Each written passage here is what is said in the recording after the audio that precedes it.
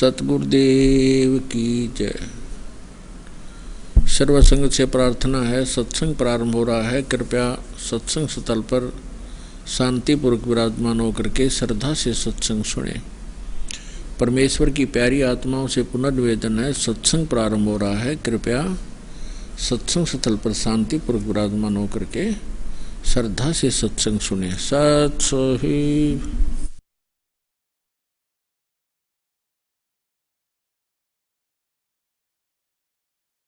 सतगुरुदेव की जय। बंदी छोड़ कबीर परमेश्वर जी की जय। बंदी छोड़ गरीबदास जी महाराज जी की जय। स्वामी रामदेवानंद जी गुरु महाराज जी की जय।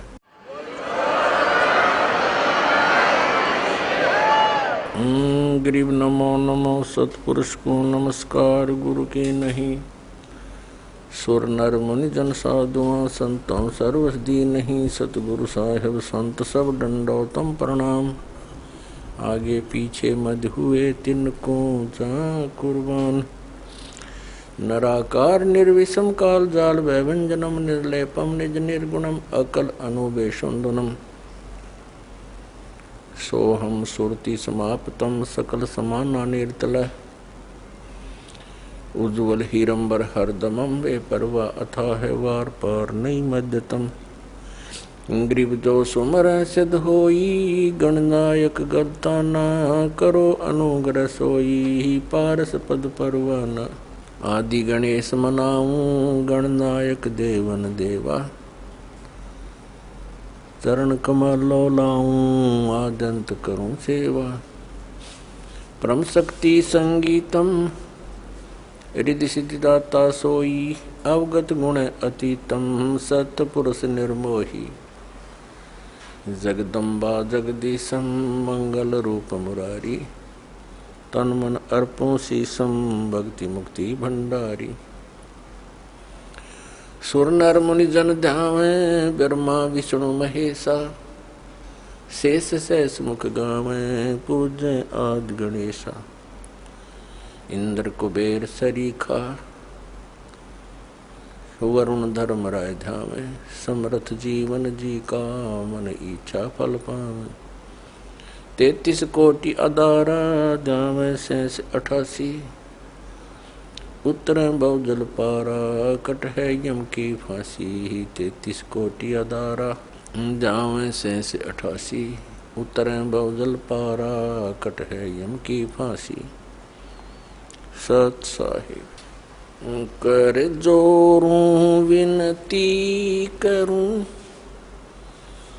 धरूं चरण पर शीश। गुरु जी राम देवानंद जी महाराज ने दियो नाम बख्शीश। कोटि कोटि सिजदा करूं कोटि कोटि प्रणाम। चरण कमल में राखियो मैं बंदी जाम गुलाम। कुत्ता हूँ गुरुदेव का रामपाल दास का नाम। गले प्रेम की जेवड़ी जाखें चो वहाँ जाऊं। तो करो तो बावड़ो दूर दूर करो तो जाऊं। जो राखो तो ही रहूं जो देवो सुख। परम पिता परमात्मा पूर्ण ब्रह्म सारी सृष्टि के रचनहार कुल मालिक कबीर देव कबीर साहब अल्लाहु अकबर जी की असीम कृपा से आप पुण्यात्माएं सत्संग सुनने के लिए उपस्थित हुए। सत्संग का उद्देश्य होता है कि इस भूले हुए प्राणी को परमात्मा की याद ताजा की जाए। सत्संग के अंदर ज्ञान कराया जाता है कि मनुष्य जीवन किस लिए प्राप्त हुआ। मानव जीवन का मूल उद्देश्य क्या है, तो उसमें याद दिलाया जाता है कि महापुरुषों की वाणी प्रमाण के अंदर ली जाती है और वो अमर वाणी जो परमात्मा स्वयं आकर के यथार्थ ज्ञान हमें सुनाते हैं, जिसको गीता जी अध्याय नंबर 4 के श्लोक 32 में सच्चिदानंद घन ब्रह्म की वाणी कहा है, कबीर वाणी कहा है, वो अमर वाणी परमात्मा स्वयं सुनाते हैं अपने मुख कमल से। तो इन महापुरुषों की और परमात्मा की उन अमर वाणियों को आधार बनाकर सत्संग सुनाया जाता है और उसके अंदर सत्संग के अंदर सभी सद्ग्रंथ भी आधार बनाए जाते हैं और उनके आधार से जो ज्ञान सुनाया जाता है वो सत्संग है। इसके अतिरिक्त अन्य कोई वचन सुनाते हैं, प्रवचन सुनाते हैं, सत्संग करते हैं और वो हमारे पवित्र सद्ग्रंथों से या उन महापुरुषों की अमर वाणी से या परमेश्वर कबीर जी की अमर वाणी से मेल नहीं खाते हैं, तो वो सत्संग नहीं है, क्योंकि उनके अंदर सत्य नहीं है, सत्य का अभाव है। सबसे पहले सत्संग के अंदर ये जानकारी दी जाती है, मानुष जन्म पायक नहीं रटे हरि नाम, जैसे कुआं जल बिना बनवाया क्या काम। मानुष जन्म दुर्लभ है, मिले न बारंबार, जैसे तरवर से पत्ता टूट गिरे वो बहुर न लगता डर। परमात्मा पूर्ण ब्रह्म सत्य पुरुष कबीर देव जी, कबीर साहब, जो काशी शहर के अंदर एक जुलाहे की भूमिका करके और परमात्मा जो गुण रखता है उसका प्रमाण दे करके अपनी अमृत वाणी को उच्चारण करके यथार्थ ज्ञान देकर वो सह शरीर आए थे, सह शरीर चले गए। वो पूर्ण परमात्मा है और परमात्मा के ज्ञान को परमात्मा ही बता सकते हैं। जीव तो अटकल लगाते हैं।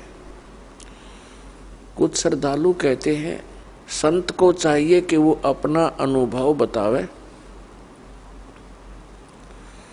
किन्हीं सद्ग्रंथों या पोथियों का सहारा ना ले।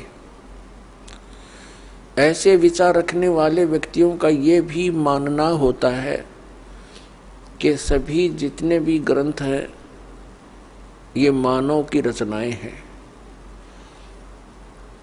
उनका अपना अनुभव है। पुण्यात्माओं,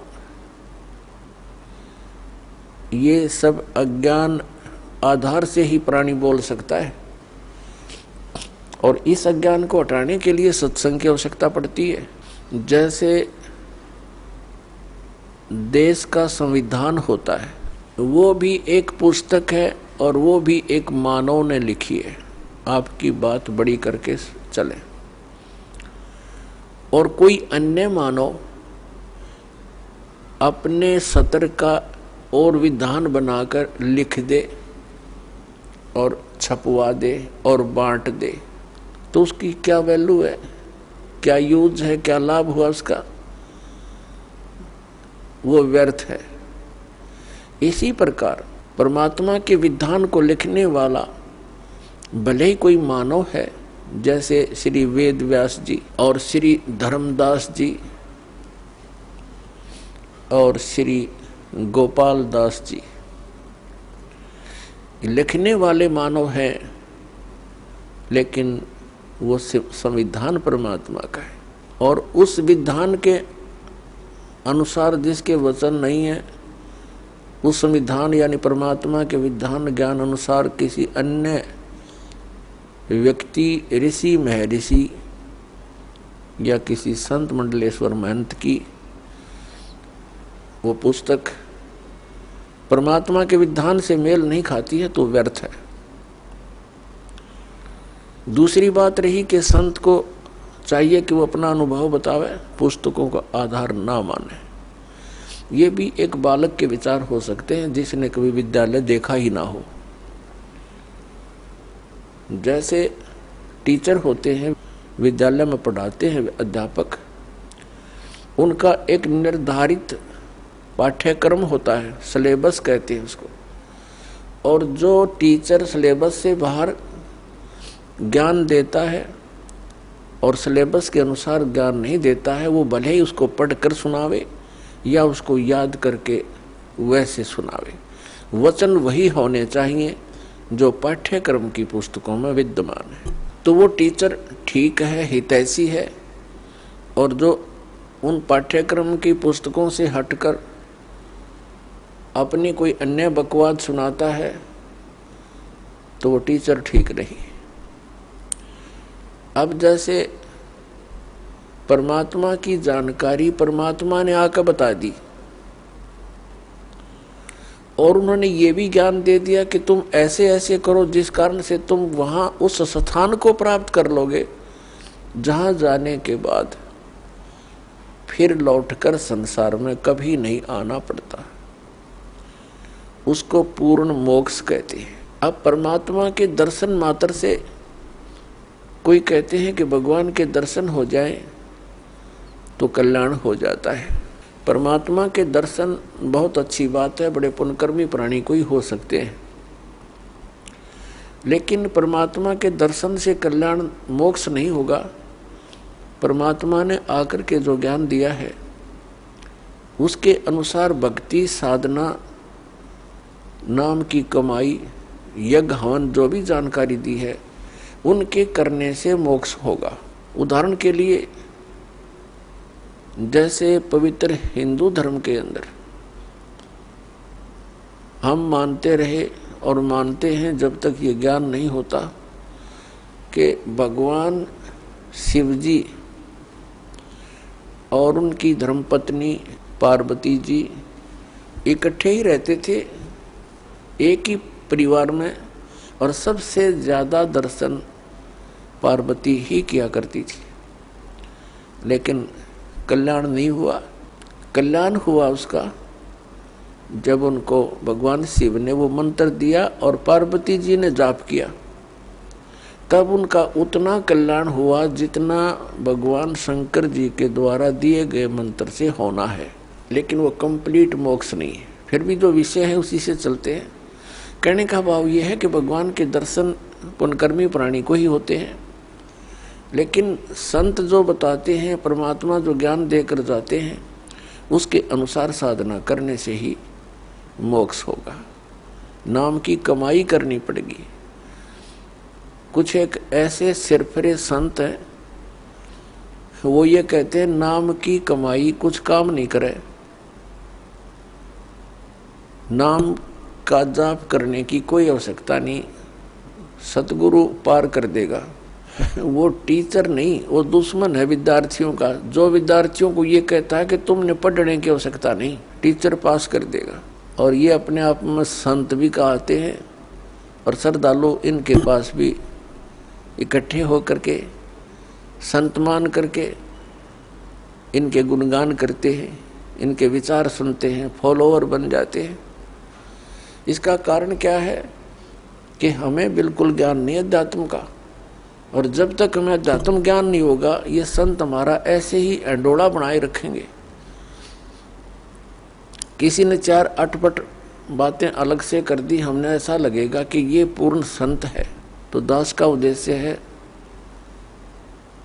कि आप जी को अध्यात्म ज्ञान से इतना परिचित करवा दूं कि आप किसी से भ्रमित ना हो सकें। नाम दे देना ये तो आसान सी बात है, उसका आपने सिमरण करना है, बहुत अच्छी बात है। लेकिन बने बनाए काम ने बिगाड़ दे कोई सिर फिरा के कि वो संत पूर्ण है, वो ऐसा बताता है, वो ऐसा करता है। तो आप जी उनको इस ज्ञान के आधार से अपने सतर से ही रिजेक्ट कर दो कि नहीं, आप भ्रमित हैं, आप जी को ज्ञान नहीं। तो पुण्यात्माओं, अपना अनुभव बताना अच्छी बात है, लेकिन वो अनुभव उन सदग्रंथों से मेल खाता हो। जैसे एक थ्योरी होती है, जैसे बच्चे प्रैक्टिकल करते हैं लैब में, तो प्रैक्टिकल करने से पहले उनको एक लिखित विधान, उसकी प्रक्रिया दी जाती है। फिर बच्चे उनको पढ़ते हैं कि कौन सी कैसे कैसे करना है, उसको पढ़कर फिर वो प्रैक्टिकल करते हैं। तो ये ज्ञान जो है ये एक थ्योरी है, यानी ये लिखित जानकारी है जो प्रैक्टिकल हम करने जा रहे हैं। जिनकी थ्योरी ही गलत है तो प्रैक्टिकल भी ऑटोमेटिकली गलत होगा। तो हमारे जो सदग्रंथ है ये हमारी थ्योरी है, और परमात्मा के जो साधन उसमें वर्णित है वो करना हमारा प्रैक्टिकल है। फिर उनके करने से जो उपलब्धि होगी वो भी सदग्रंथों में लिखा हुआ है। फिर वो बताने की आवश्यकता कैसे पड़ेगी, अपना अनुभव बताओ। तो इस प्रकार ये भ्रमित व्यक्ति कदम कदम पर बैठे हैं, भ्रमित करने वाले। श्रद्धालुओं की कमी नहीं, श्रद्धालु को तो परमात्मा की एक विशेष कसक होती है और वे परमात्मा के लिए भटक रहे हैं। आत्मा जब से मालिक से बिछुड़ी है, इसको उसी समय से उसकी आवश्यकता महसूस हो गई थी। जिस भक्त आत्मा ने सृष्टि रचना सुन रखी है तो उनको ज्ञान है कि पहले तो हम अपनी स्वेच्छा से इस काल भगवान के साथ लग गए और भगवान से विमुख हो गए। और जिसमें ये प्रकृति दुर्गा देवी जी इस काल भगवान के पास छोड़ी गई, उसी समय से इस काल ने हमारे साथ दुर्व्यवहार प्रारंभ कर दिया और उसी दिन से और आज तक हमें सिवाय परेशानी के यहाँ कुछ नहीं मिला। तो उसी समय इसको महसूस हो गया था, इस दुर्गा को पुकार की थी, भगवान मुझे बचा ले। अपने पैर पे कुआड़ा मार के हम यहाँ आए हैं और पुकार करते हैं भगवान बचा ले। अभी तक हम उस भगवान से प्रार्थना करते रहे जो हमें दुखी तो कर सकता है, सुखी नहीं कर सकता। वो कौन है? ये ब्रह्म है, ज्योति निरंजन काल है, जिसके लोक में हम यहाँ रह रहे हैं। और इसके 3 पुत्र हैं, रजगुण श्री ब्रह्मा जी, सतगुण श्री विष्णु जी और तमगुण श्री शिव जी। हम इनसे भी अर्ज करते हैं हमारी रक्षा करो। ये अपनी रक्षा नहीं कर सकते क्योंकि ये सक्षम नहीं है, ये समर्थ नहीं है, ये भी अपने कर्म के दंड को ही भोगते हैं। इनको इतना ही अधिकार दिया हुआ है कि जो जैसे कर्म करेगा वैसा ही फल तुम दे सकते हो, इससे हटकर आप कुछ नहीं कर सकते। ये केवल हमें अपना किया कर्म ही दे सकते हैं और ये काल भगवान के अधीन है, ये विवश हैं और अपने ही ये भाई बहन हैं। इनकी पिछले पुण्य कर्म अधिक है, इनको उच्च पोस्ट प्राप्त मिल गई इस ब्रह्मांड की, लेकिन ये आपके साथी हैं, दुश्मन नहीं। लेकिन ये विवश हैं, इस काल भगवान के संकेत के बगैर ये कुछ नहीं कर सकते और इनको केवल जैसा कर्म प्राणी करता है वैसा ही फल देने का ही अधिकार है, इसे हटकर नहीं। ना ये किसी को सुखी कर सकते और ना ये किसी को दुखी कर सकते। इनसे हटकर जो और अन्य देवता है उनकी तो बात ही छोड़ो। तो कहने का भाव ये है कि जब से हम भगवान से बिछड़े हैं, संकटों को झेल रहे हैं, माँ कष्ट उठा रहे हैं और ऐसे ही तड़प तड़प कर हम शरीर त्याग जाते हैं। और हम भगवान से पुकारते भी रहते हैं, सुनाई बिल्कुल नहीं होती, जो कष्ट आना है आ ही जाता है। तो हम किस भगवान से पुकार करते हैं जो सुख दे ही नहीं सकते, और जो भगवान हमें सुख दे सकता है हमारे प्रारब्ध के अंदर यानी किस्मत में लिखे हुए पापों को नाश कर सकता है, क्योंकि पापों के नाश होने से ही सुख हो सकता है जीव को। तो उसकी हमें जानकारी नहीं, उसका ज्ञान नहीं, क्योंकि इस काल ने अपने बहुत से एजेंट तैयार कर रखे हैं जो संत कहलाते हैं, महंत कहलाते हैं। मंडलेश्वर आचार्य और शंकराचार्य कहलाते हैं। इन्होंने पूरे मानव को भ्रमित कर दिया, और साथ में ये काजी और मुल्ला और पीर और ये ईसाई धर्म के फादर, ये सब भ्रमित हैं। इनको किसी को भी अध्यात्म पूर्ण ज्ञान नहीं। ये सब काल के एजेंट हैं, इस ब्रह्म के ही पुजारी हैं, और हमने पूजा करनी है परम अक्षर ब्रह्म की। वो परम अक्षर ब्रह्म ही सब पापों को नाश कर सकता है, और जब तक पाप नाश नहीं होगा जीव सुखी नहीं हो सकता। तो पुण्यात्मा, सत्संग के अंदर सर्वप्रथम तो ये याद दिलाई जाती है कि मनुष्य जीवन किस लिए प्राप्त होता है। फिर मनुष्य जीवन के कार्य का वास्तविक ज्ञान हो जाता है कि हमने क्या करना चाहिए। इससे मोक्ष प्राप्ति का प्रयत्न करना चाहिए। कल्याण के लिए सबसे अधिक प्रयत्न करना चाहिए। तो उसके बाद आवश्यकता पड़ती है कि गुरु पूरा हो, तो गुरु पूरे से फिर आपका काम चलेगा। इसमें मुख्य ये दो कड़ी होती है। प्रथम, पूर्ण संत की प्राप्ति होने पर ही आपको सत्संग प्राप्त होगा, और सत्संग से ये ज्ञान होगा कि मनुष्य जीवन किस लिए मिला था, तो फिर आपका कल्याण बहुत आसानी से हो जाएगा। तो पुण्यात्मा, संपूर्ण अध्यात्म ज्ञान है ये पूर्ण संत ही बता सकता है। अब जैसे परमात्मा ने कहा है कि मानुष जन्म पाय कर नहीं रटे हरि नाम, जैसे कुआं जल बिना बनवाया क्या काम। परमात्मा ने मनुष्य जीवन की आवश्यकता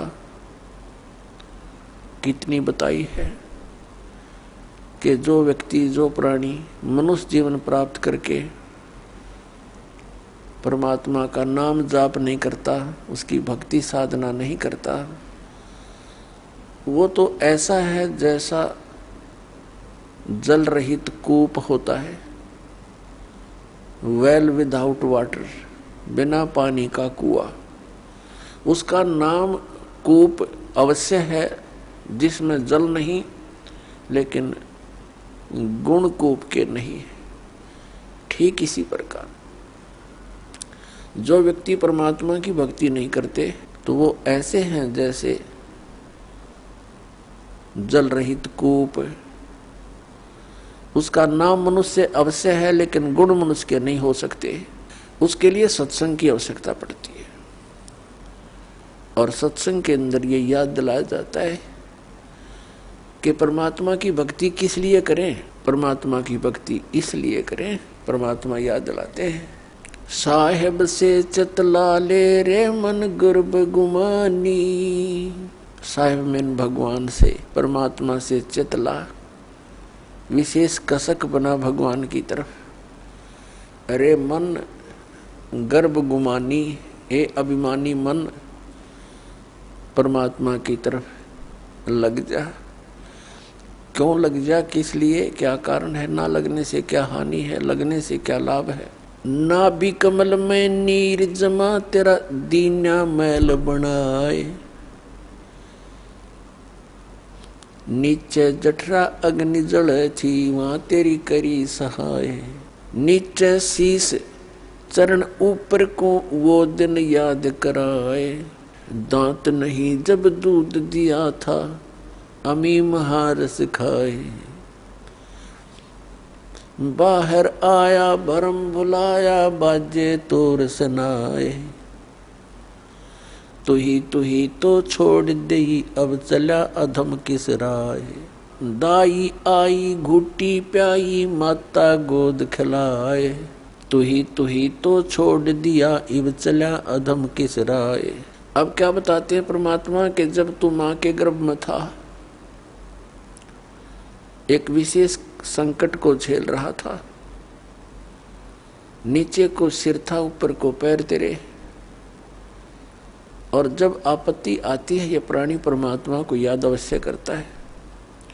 माँ के गर्भ में इस प्राणी को पूरी चेतना होती है कि मैं किस कारण से इस जेल में फंसा हूं।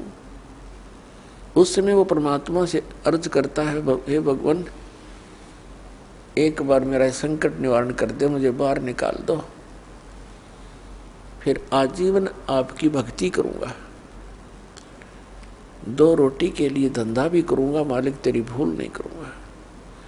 उस समय उसको अपने पिछले जन्म जन्मांतर की फिल्में देखने को मिलती हैं अपने ही अंतःकरण में, क्योंकि हमारे अंतःकरण के अंदर परमात्मा ने एक ऐसा सिस्टम कर रखा है कि जो भी काम हम करते हैं और जो भी अच्छी मंदी सोच हम अपने हृदय में बनाते हैं वो सब रिकॉर्ड हो जाती है।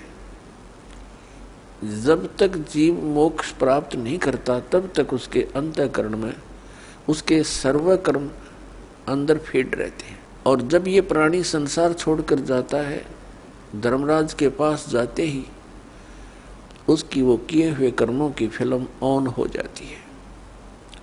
वहाँ इसको ये बताने की आवश्यकता नहीं पड़ती, तो नहीं ये गलत करा रही हो नाट जा, वहाँ नाटने की गुंजाइश नहीं रहती कि मैंने ऐसा नहीं किया।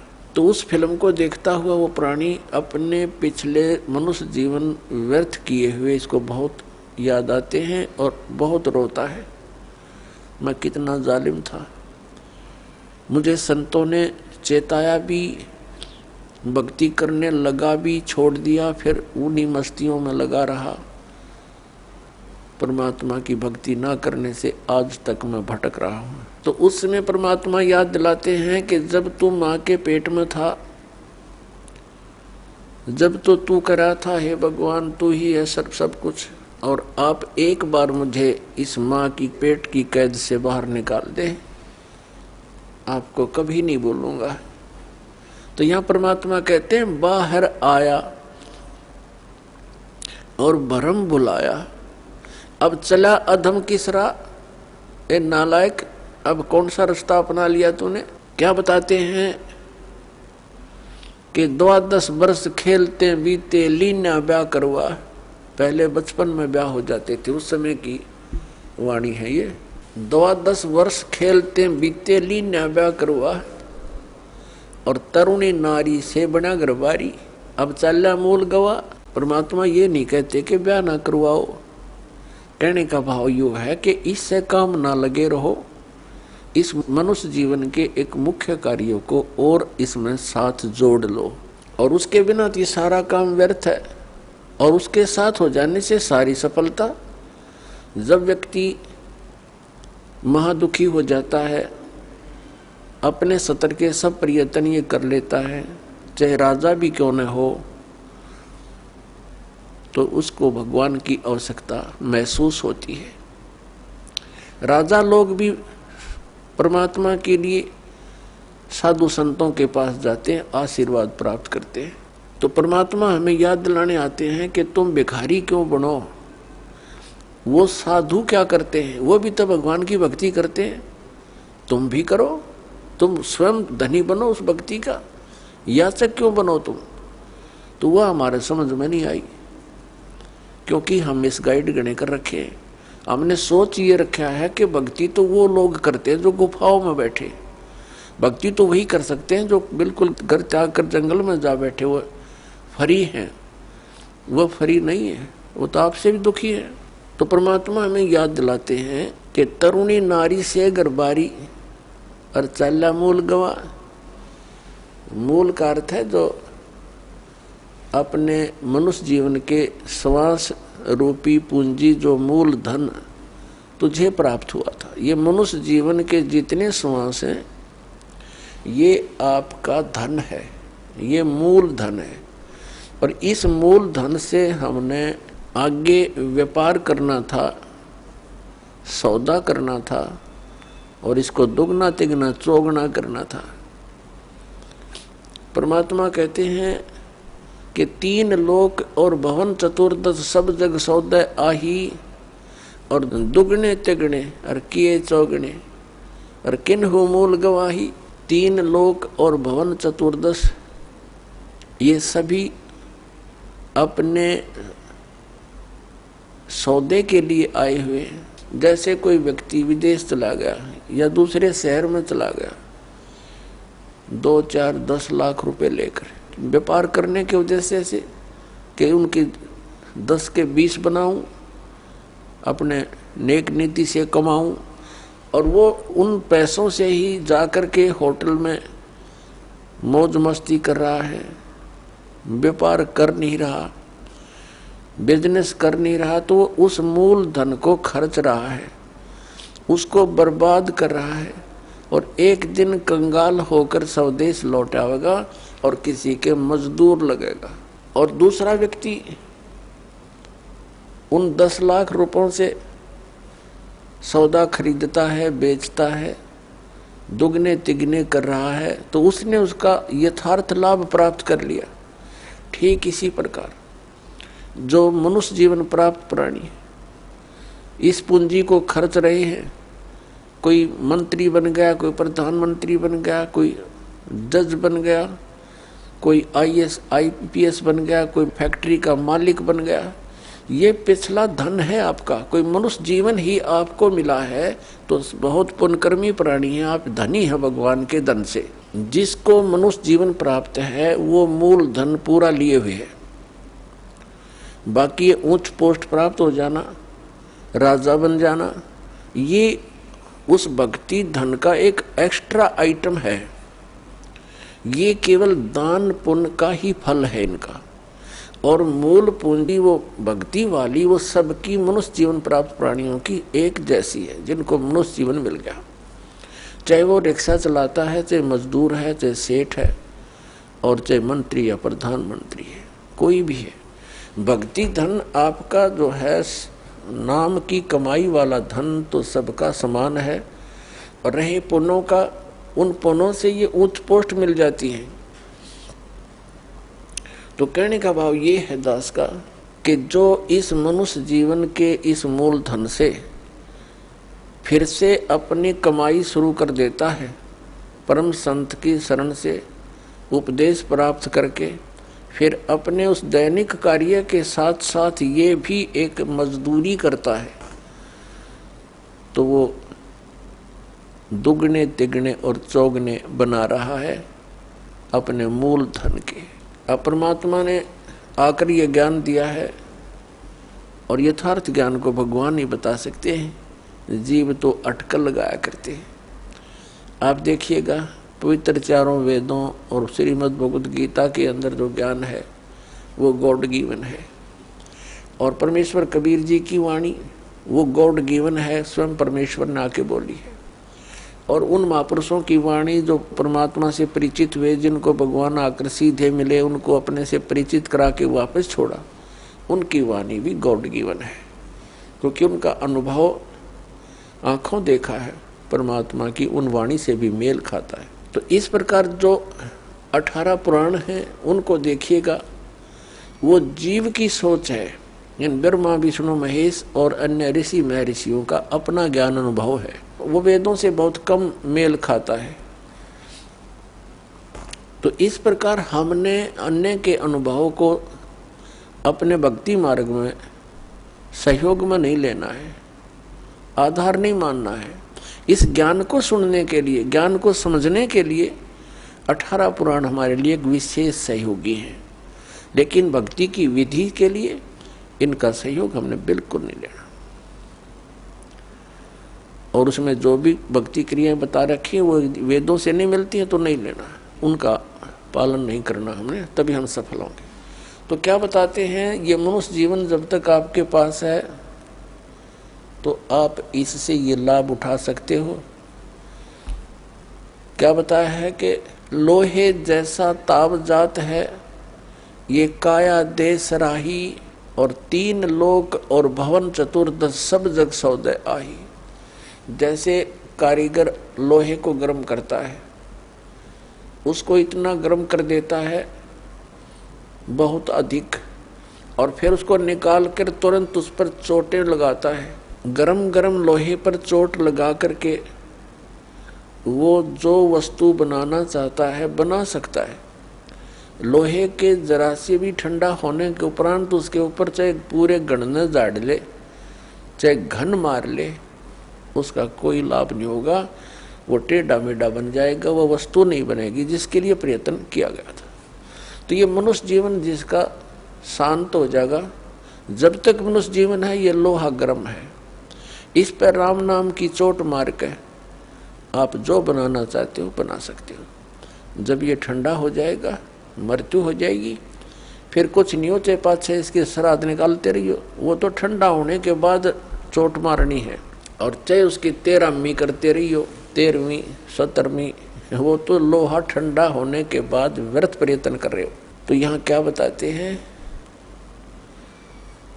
3 लोक और भवन चतुर्दश सब जग सौदे आही, दुगने तिगने किए चौगने किन्हू मूल गवाही। किसी ने तो दुगने तिगने चौगने कर लिए मनुष्य जीवन से सतभक्ति करके, और किन्होंने मूल का नाश कर लिया, मूल गंवा दिया, यानी मनुष्य जीवन को यही फू फर करके अन्य क्रियाओं में ही व्यर्थ कर गए, उन्होंने मूल धन का नाश कर दिया। अब भक्ति न करने से क्या हानि होगी। नर से तू पशुआ की जय, गद्दा बैल बनाई, ये 56 भोग कहाँ मन मूर्ख, कित कुरडी चरने जाई। पुण्यात्मा, हम मनुष्य जीवन प्राप्त करके उन सभी सुविधाओं को प्राप्त कर लेते हैं जो भगवान मनुष्य जीवन प्राप्त प्राणी को देता है। वो क्यों देता है? इसलिए देता है कि इन सुविधाओं को प्राप्त करके ये भक्ति कर लेगा, अपना कल्याण करा लेगा। जिनको मानव शरीर प्राप्त है वो उनकी ड्रेस अन्य प्राणियों से भिन्न है। ड्रेस मीन आपका ये शरीर, ये बॉडी, ये ड्रेस है, एक पोशाक है आपकी, ये स्टूडेंट की है। और जो स्टूडेंट, जो विद्यार्थी अपना उद्देश्य को पूरा ना करके, पढ़ाई ना करके सिनेमा देखता है, गेम देखता है, बाहर बकवाद करता है, तो फिर क्या होगा? वो अपना जीवन नाश कर रहा है, वो अपने उद्देश्य से भटक चुका है। और फिर क्या बनेगा? वो मजदूर लगेगा और कहीं मिट्टी ढोएगा, रिक्शा चलाएगा, पल्लेदारी करेगा। जिस उद्देश्य से वो विद्यालय में गया था उससे चूक गया, वो लाभ प्राप्त नहीं कर सका। ठीक इसी प्रकार आप जी, जिनको भी मानव शरीर प्राप्त है, चाहे वो रिक्शा चालक है, चाहे कोई मजदूर है, चाहे कोई धनी व्यक्ति है, चाहे अधिकारी कर्मचारी है, या कोई मंत्री, प्रधानमंत्री, मुख्यमंत्री, राष्ट्रपति है, ये सब स्टूडेंट हैं। और जो ये भक्ति साधना नहीं कर रहे वो अपने उद्देश्य से भटक चुके हैं। माता पिता से प्राप्त उस धन का वो दुरुपयोग कर रहे हैं। हमारा माता पिता कौन है? कबीर भगवान। उसने हमें ये पूंजी दे करके आपको फ्री कर रखा है। जैसे बच्चे को माता पिता 15-16 वर्ष तक बिल्कुल फ्री कर देते हैं, बढ़िया कपड़े देते हैं, बढ़िया खाना देते हैं, कोई काम भी नहीं लेते हैं, पैसे भी खूब खर्च करते हैं, तुम किसी प्रकार अपना उद्धार करवाओ, अपनी शिक्षा पूरी कर लो। तो पुण्यात्मा परमात्मा ने आपको वो धन देकर यहाँ एक विशेष ड्रेस परा रखी है। इसमें विशेष सुविधाएं हैं जिससे आप भक्ति कर सकते हो। बच्चे को इसलिए सुविधा दी जाती है, विद्यार्थी को, कि इन सुविधाओं को प्राप्त करके ही वो पढ़ाई कर सकता है, तभी सफल हो सकता है। तो आप जी को परमात्मा ने ऐसी सुविधाएं दी हैं, खाने के लिए सुंदर अन्न, फल, आहार, काजू किस्म सेब संतरे दूध दही और सद्बुद्धि दे रखी, मकान झोपड़ी गालो, प्राकृतिक आपदाओं से बचने के लिए भूख लगे जब भोजन खा लो, प्यास लगे जब जल पी लो, सब उपलब्ध है। उसके साधन बता दिए, जल ऐसे मिलता है। और फिर करना क्या था, बस बच्चे पैदा करो, इनको ब्याहो, इनको बस पाल पोस दो, फिर मर जाओ। क्या यही काम था इसका? ये तो पशु पक्षी भी कर रहे हैं। इसके साथ साथ एक अनिवार्य कार्य था जिसका हमें पता चलकर भी हम इस पर नहीं चल सके, क्योंकि संत साधु जन जितने हैं वो बताते हैं, समझाते भी हैं, लेकिन उनके वचन में शक्ति नहीं, उनके पास वो पावर नहीं, उनके पास वो भक्ति मंत्र नहीं जिसे प्राप्त करके प्राणी फिर आगे इस मार्ग को आगे चल सके। जिस कारण से अब मानो नास्तिकता की ओर बढ़ रहा है। तो मनुष्य जीवन आपको प्राप्त हुआ, इसकी उपलब्धि ना करने से, भक्ति ना करने से फिर क्या होगा? नर से तीतू पशुआ की जय गद्दा बैल बनाई, ये 56 भोग कहा मन बोरे, कहीं कुरड़ी चरने जाई। पुण्यात्मा, जब तक हम सत्संग नहीं सुनते तब तक हमारे ऊपर इस काल के माया रूपी भांग का घना नशा होता है। कबीर साहब कहते हैं, कबीर ये माया अटपटी सब गट आण अड़ी, और किस किस ने समझाऊं या कुएं भांग पड़ी।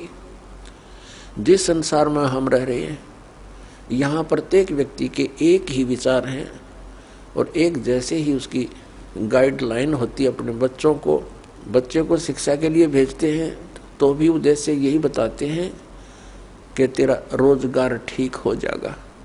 यानी जो भी ट्रेनिंग हमें मिलती है, रोजी रोटी और कपड़ा और कोठी इनके बनाने की ही मिलती है। तो उस समाज में रह कर के आप अपना उद्देश्य भूल चुके हो।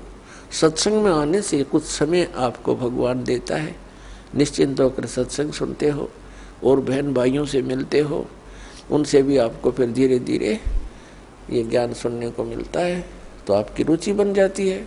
तो परमात्मा क्या बताते हैं कि आप मनुष्य जीवन प्राप्त हो, आपको कितनी सुविधा प्राप्त है। जब भूख लगती है खाना खा लेते हो, प्यास लगती है पानी पी लेते हो, गर्मी सर्दी से बचने के लिए मकान बना लिए। ये वैसे मकानों की आवश्यकता हमने इतनी चाहिए थी कि आवश्यकता से अधिक ना बनाए इनको। ये हमारा भक्ति बाधक है। जो भक्ति करना चाहते हैं, मोक्ष कराना चाहते हैं, तो उनको इन सब नियमों को फॉलो करना पड़ेगा जो बताए जाते हैं, क्योंकि वो भक्ति में बाधक है। और जो भक्ति बाधक है आप उनको भी साथ लेकर चल रहे हो, तो आप ऐसा कर रहे हो जैसे किसी पशु के गल में लठ बांध दिया करते सा मोटा रस्से में गाल कर। अब वो चल नहीं सकता उस स्पीड से जैसे उन्हें चलना चाहिए, चला गट्टियां पर लग गए। तो आप जी इन मर्यादाओं को पालन ना करके और भक्ति रूपी मार्ग पर चलने की चेष्टा करोगे, आप नहीं सफल हो सकते। तो इसलिए हमने ज्ञान के आधार से इन बुराइयों को, इन कुरीतियों को और सांसारिक परंपराओं को भी त्यागना पड़ेगा, तब हम इसमें सफल होंगे। फिर अपनी बड़ी स्पीड से चलेंगे। जैसे मकान बना लिया, ठीक है, आजकल परमात्मा ने दया कर रखी है, बढ़िया सुविधा आपको प्राप्त है, मकान बना लो, जैसा आवश्यक हो उतना ही, केवल उसी के लिए कि बढ़िया कोठी बनाऊं, लोगों का प्रशंसक बन जाऊं। ये हमारी अपनी सोच होती है, अध्यात्म मार्ग नहीं है। तो मकान बनाओ जितना आवश्यक हो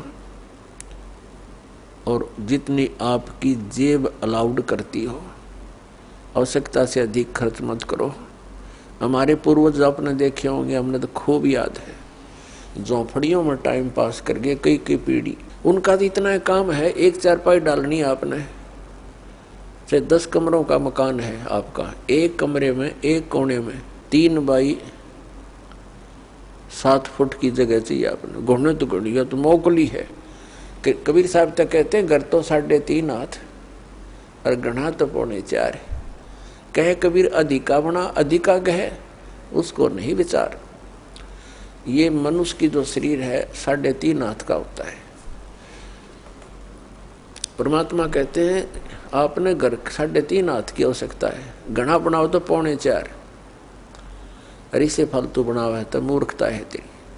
फिर भी परमात्मा का कहने का तात्पर्य है कि आवश्यकता से अधिक कोई भी वस्तु आप संग्रह करते हो आपकी भक्ति का बाधक बनेगा, क्योंकि समय वेस्ट व्यर्थ जाएगा।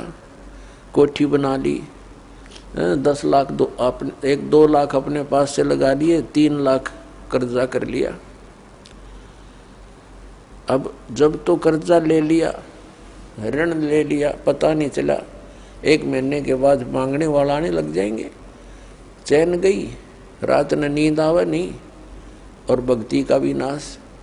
वह को ठीक है काम आई आपके। तो इस प्रकार हमने भक्ति मार्ग में जो बाधाएं हैं उनको त्यागना पड़ेगा।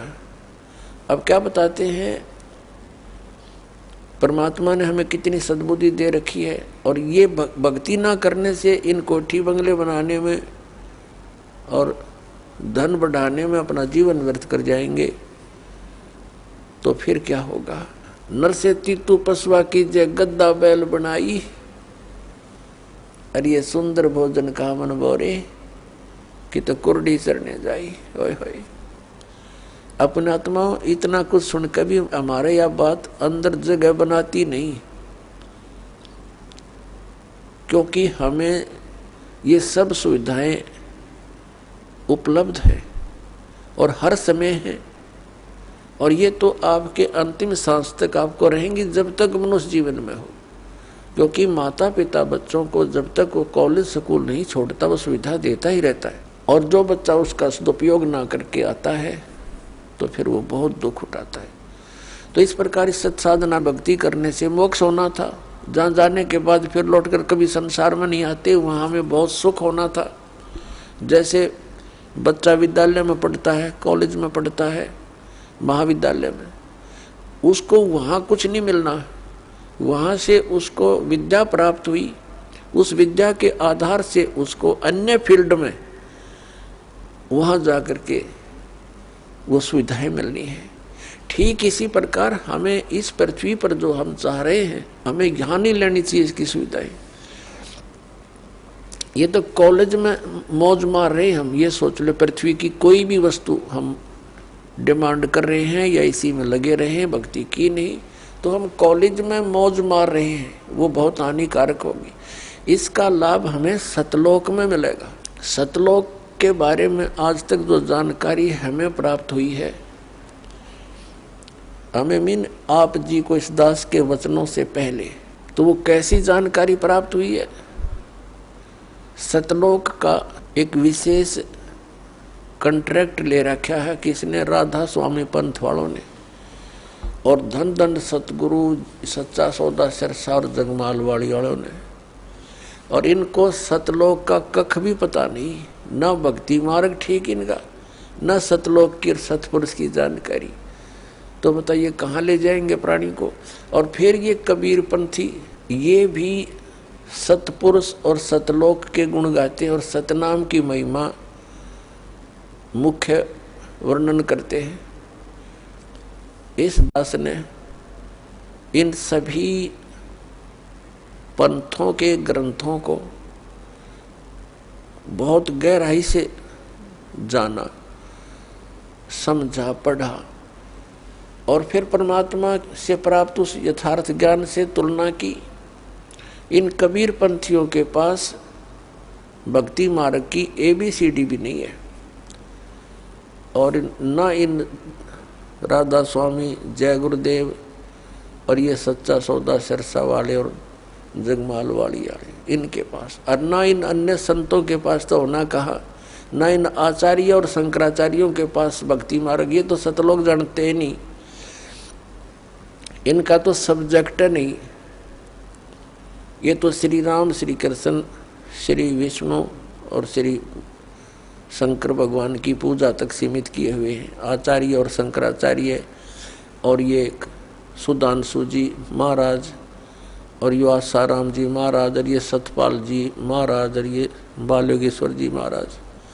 और ये सारे कृपालु जी महाराज और ये दूसरे जितने ये ब्रह्म ऋषि कुमार कख निन के पास भक्ति मार्ग का, पूरे विश्व को डबोए बैठे अपना नाश कर रहे। पुण्यात्माओं, जिन पुण्यात्माओं को ज्ञान नहीं तो ये सोचते हैं कि रामपाल पता नहीं अपने आप में के मान रहा है, अपने आप को विद्वान मानता है। इसमें विद्वान और अविद्वान की बात तो है ही नहीं। हमारे सदग्रंथ परमात्मा ने दे रखे हैं, उन सदग्रंथों की जिनको जानकारी है तो वो भक्त है, वो संत है, और उसकी जानकारी नहीं है वो ना भक्त है। भक्त तो हो ही नहीं सकता क्योंकि उसको थ्योरी का पता नहीं, प्रैक्टिकल करेगा क्या। तो पुण्यात्मा पूरे विश्व में इस दास के अतिरिक्त ना यू ज्ञान है ना ये समाधान है।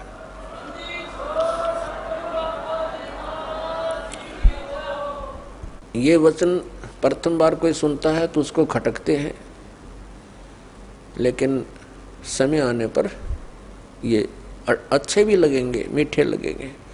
एक बार परमेश्वर कबीर जी ने गोरखनाथ जी से वार्ता करते समय कहा था कि गोरखनाथ मैं सबन का गुरुआ। परमात्मा ने कहा था मैं सबका गुरु हूँ, उस्ताद इस अध्यात्म मार्ग में। तो गोरखनाथ जी कहने लगे तुम मेरा वचन मोह लग गए कड़ुआ, कि आपकी बात मुझे अच्छी नहीं लगती, आप कहते हो मैं सबका गुरु हूँ। तो परमात्मा ने कहा कि कड़ुआ लगे सो मीठा होई, हमारी बात पतीजे जोई। पतीजे माने विश्वास करें। परमात्मा ने कहा था ये जो कड़ुआ लगे सो मीठा होई। आज आपके या गले नहीं उतरी ये बात कि मैं सबका गुरु हूँ, मैं सदगुरु हूँ, वो अलग बात है, लेकिन कड़ुआ लगे सो मीठा होई, हमारी बात पतीजे जोई। विश्वास करो, मैं जो बता रहा हूँ इस पर करके देखो, अध्ययन करो, सदग्रंथों को चेक करो, फिर ये बात आपको सच्ची महसूस होगी जो दास ने अभी कहा था। तो प्रसंग जो चल रहा है वहीं आते हैं। ये जितने भी हैं, विशेषकर राधा स्वामी पंथ, जय गुरुदेव पंथ, ये सच्चा सौदा सरसा वाले और जगमाल वाली वाले और ये ठाकुर जी वाले, एक दनौद भिवाड़ी वाले, ये सारे नरे बबुल के बीज उग गए, पेड़ उग गए। अपने आत्माओं ये बताते हैं कि सतलोक में परमात्मा निराकार है, और इन्हें ना सतलोक का पता। सतलोक क्या है?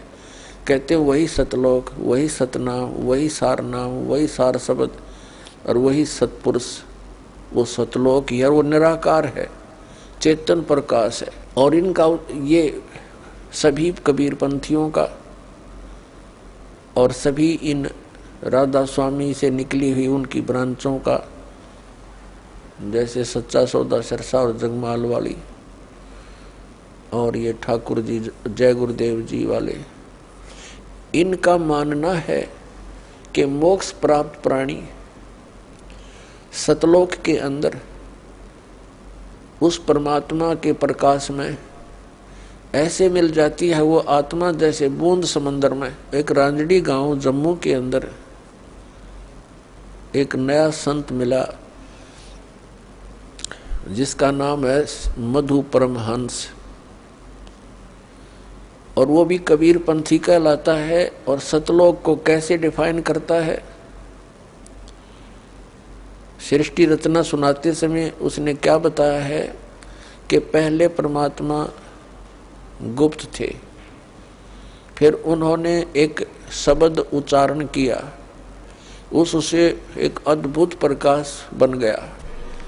उस प्रकाश के अंदर फिर परमात्मा अमर पुरुष समा गया, वो अमरलोक हो गया। फिर वो फिर अमरलोक बन गया, यानी वो परम पुरुष भी, अमर पुरुष भी, अमरलोक फिर एक हो गया, वो प्रकाश पुंज। और फिर कहते हैं उस प्रकाश ने परमात्मा को ऐसे छटक दिया, अपने आप को ऐसे छटक दिया, उसमें से बूंद सी बन गई, ऊपर जानते फिर उल्टी आ गई। जैसे जल की बूंद ऊपर को फेंकी जाए, जल में आकर मिल जाती है, पर वो मिली नहीं, वो कण कण से बन गए, बिंदु से बनकर जीव बन गए, घूमने लग गए उस प्रकाश में। वहां जाकर मोक्ष प्राप्त, उसके हिसाब से मोक्ष प्राप्त प्राणी वो हंस बनकर जाते हैं और वो डॉट बिंदु बनकर ऐसे घूमते हैं जैसे मछली जल में उस प्रकाश में भटकती है।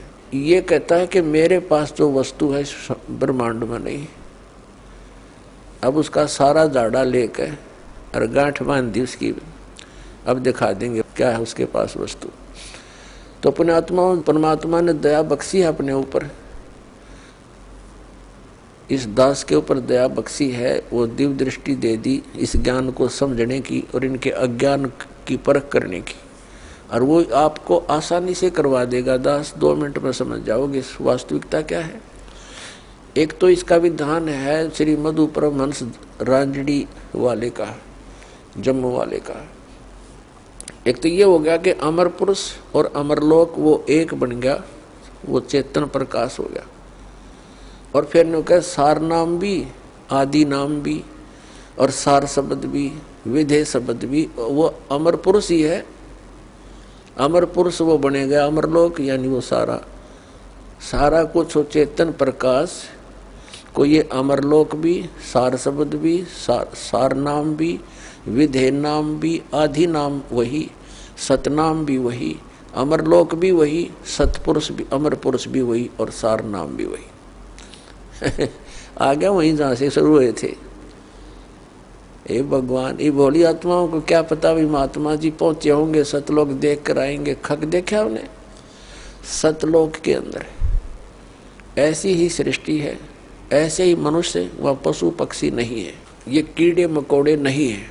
वहाँ सदाबहार वृक्ष हैं और सदाबहार वहाँ के काजू किस्मत सेब संतरे और फल फूल फ्रूट सारे सदाबहार हैं।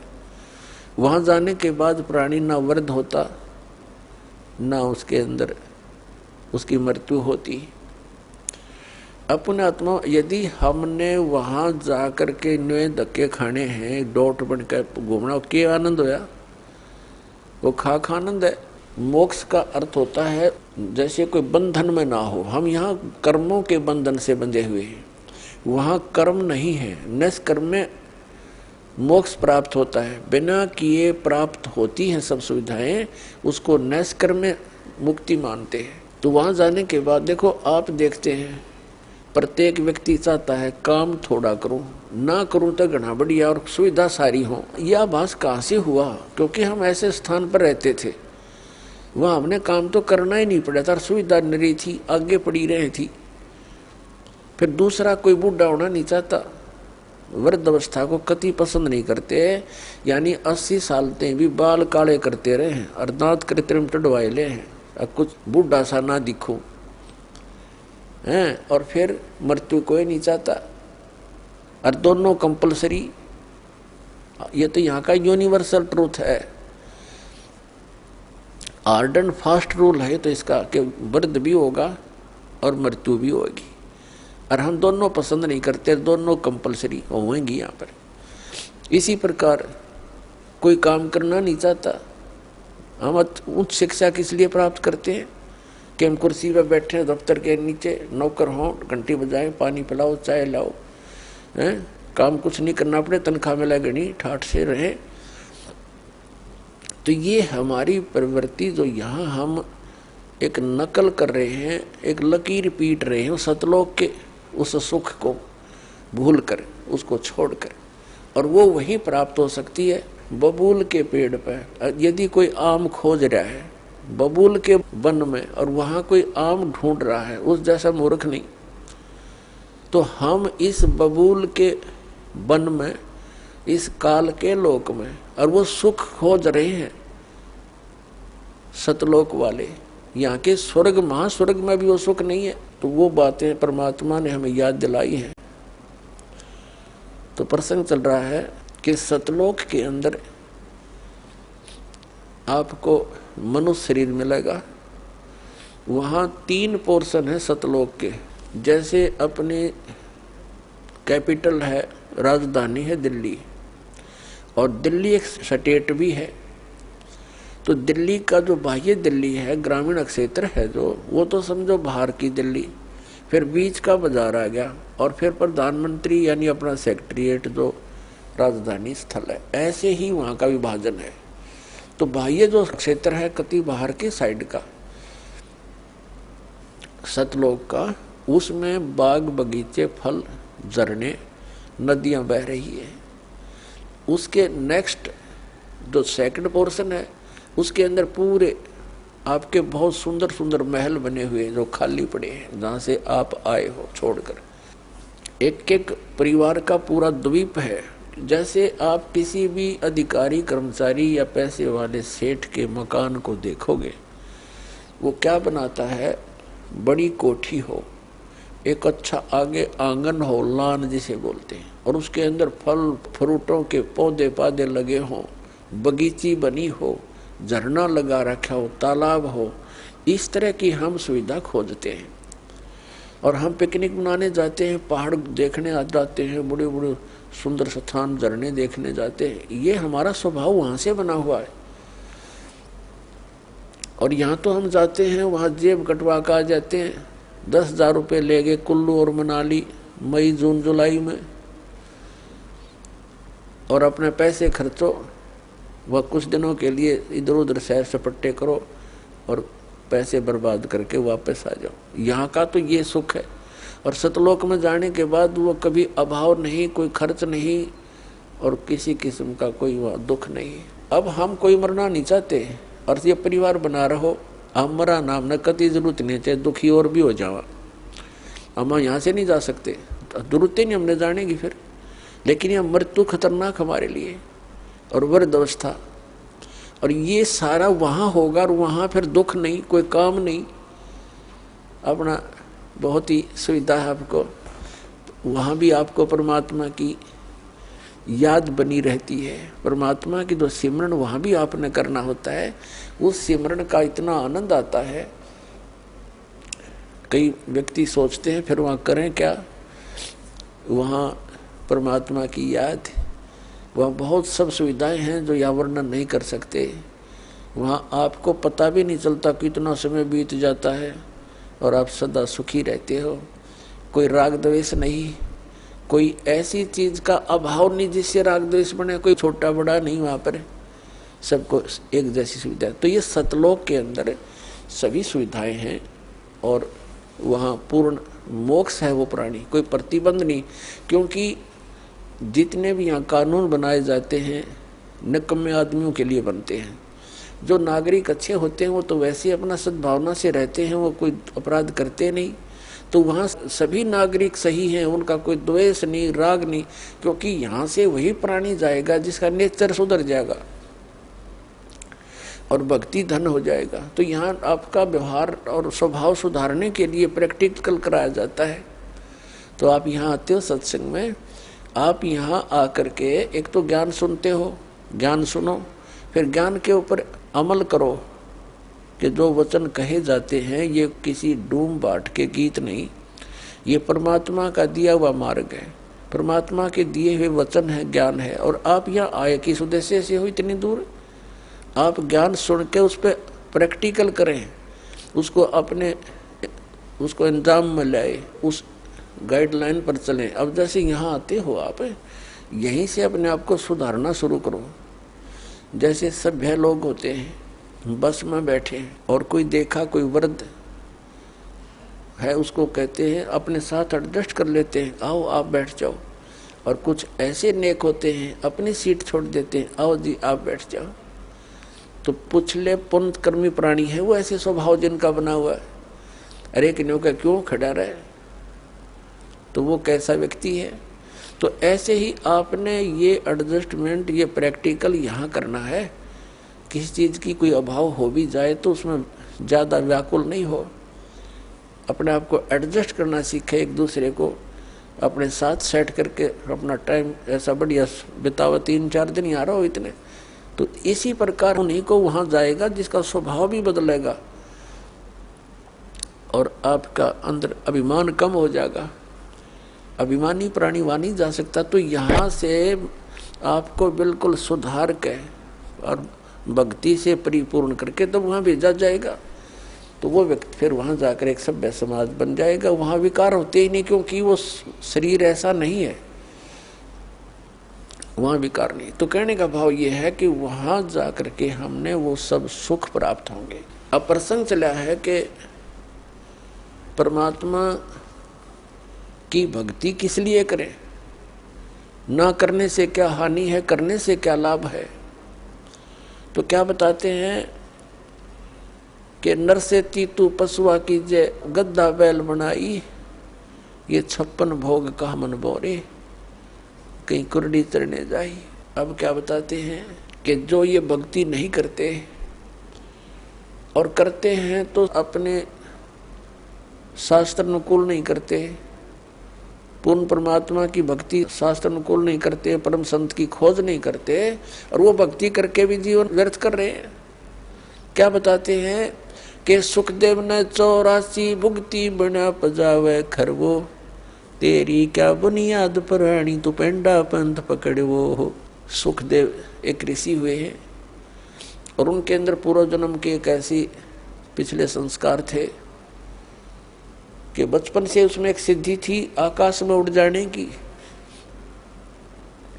आकाश में उड़ जाने की सिद्धि थी।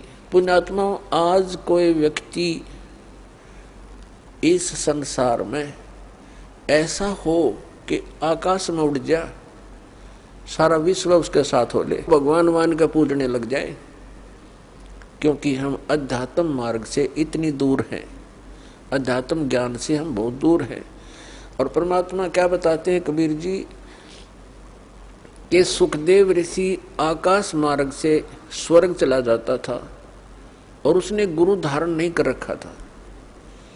तो सबसे पहले सत्संग में ज्ञान दिया जाता है कि भक्ति की आवश्यकता क्यों पड़ी है, फिर भक्ति के लिए किन किन वस्तुओं की आवश्यकता है। तो सबसे पहले गुरु होना चाहिए। सुखदेव ऋषि जी का गुरु नहीं था और पिछले जन्म की उसकी भक्ति से बैटरी चार्ज थी।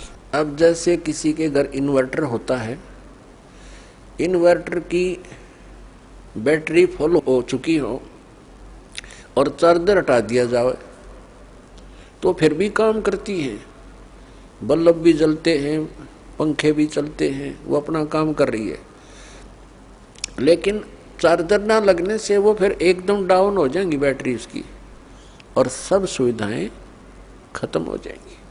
तो ऐसे पूर्व जन्म की जिनकी बैटरी चार्ज है, आज कोई प्रधानमंत्री बन गया, कोई राष्ट्रपति, कोई अन्य पोस्ट प्राप्त है या कोई अन्य फैक्ट्री मालिक है, तो वो पिछली बैटरी चार्ज है, इन्वर्टर काम कर रहा है, लेकिन उन्हें चार्जर नहीं लगा रखा, फिर वो एकदम फ्यूज होंगे तो एकदम उनके जो सब सुविधाएं बंद हो जाएंगी। जैसे आप देखते हो,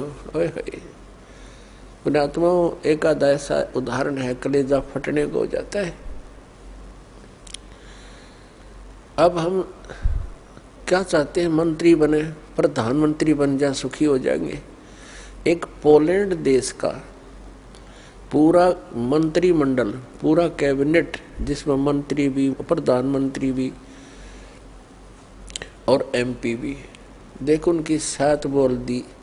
एक का विमान में बैठ के किसी का शोक व्यक्त करना चाहते मुंह काढ़े, और वो विमान दुर्घटनाग्रस्त हो गया।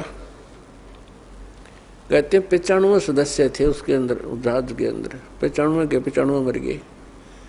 और उनकी कितनी आशाएं थी, कितनी उच्च पोस्ट थी उनके पास, और क्या लेकर गए इस गंदे संसार से। तो पुण्यात्माओं, इन बातों को आधार बनाना पड़ेगा अपने। तो उनकी बैटरी वह खत्म हो चुकी थी, वह जब डिस्चार्ज हुई सारी सुविधाएं खत्म और मिट्टी में, ये भूत बने आंडेंगे वहां पर। एक दिन एक व्यक्ति बता रहा था वैसे भी, और एक दिन समाचार पत्र में पढ़ा था हमने, 5-6 वर्ष पहले की बात है।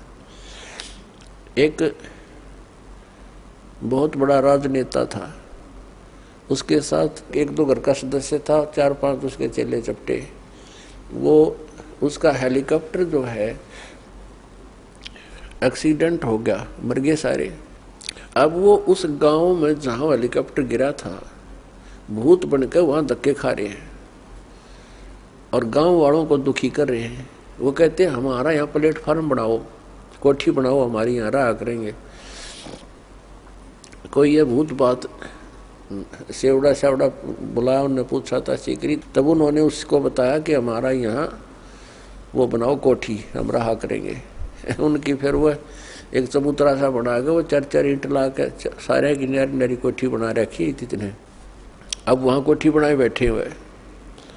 तो परमात्मा कहते हैं जो काम नहीं किया, जो करना था इस मनुष्य जीवन से वो किया नहीं, बकवादों में यह मूल धन नष्ट कर दिया। वह बैटरी होगी, डिस्चार्ज चार्जर था नहीं, एकदम सब सुविधाएं, कहाँ गई वह प्रभुता, कहाँ गए वो धन, स्टार्ट लो उस हेलीकॉप्टर ने, वो ले डूबा उसको। तो यहाँ परमात्मा हमें याद दिलाते हैं कि सुखदेव ने 84 भुगती, बना पजावे खरवो, तेरी क्या बुनियाद पराणी, तू पेंडा पंथ पकड़वो। अब सुखदेव ऋषि की बैटरी चार्ज थी पिछले जन्म की, और उस बैटरी चार्ज से वो पहुंच जाता था वहां स्वर्ग के अंदर, ऊपर के लोकों में। तो वहां के जो कॉमन स्वर्ग है, ये स्वर्ग क्या है, ये रेस्टोरेंट है। एक तो प्राइवेट रेस्टोरेंट होते हैं, उनमें तो कोई डट जाके पैसे वाला। एक सरकारी होते हैं, उनमें सरकारी अधिकारी ही रुक सकते हैं। ये पहुंच गया एक दिन, ये जाता था कॉमन स्वर्ग, इंद्र वाले स्वर्ग में। फिर ये पहुंच गया भगवान विष्णु जी के लोक में। प्रत्येक इन भगवानों के लोकों में इसी तरह रेस्टोरेंट बने हुए हैं, और ये भी अपना काम ऐसे ही चला रहे हैं।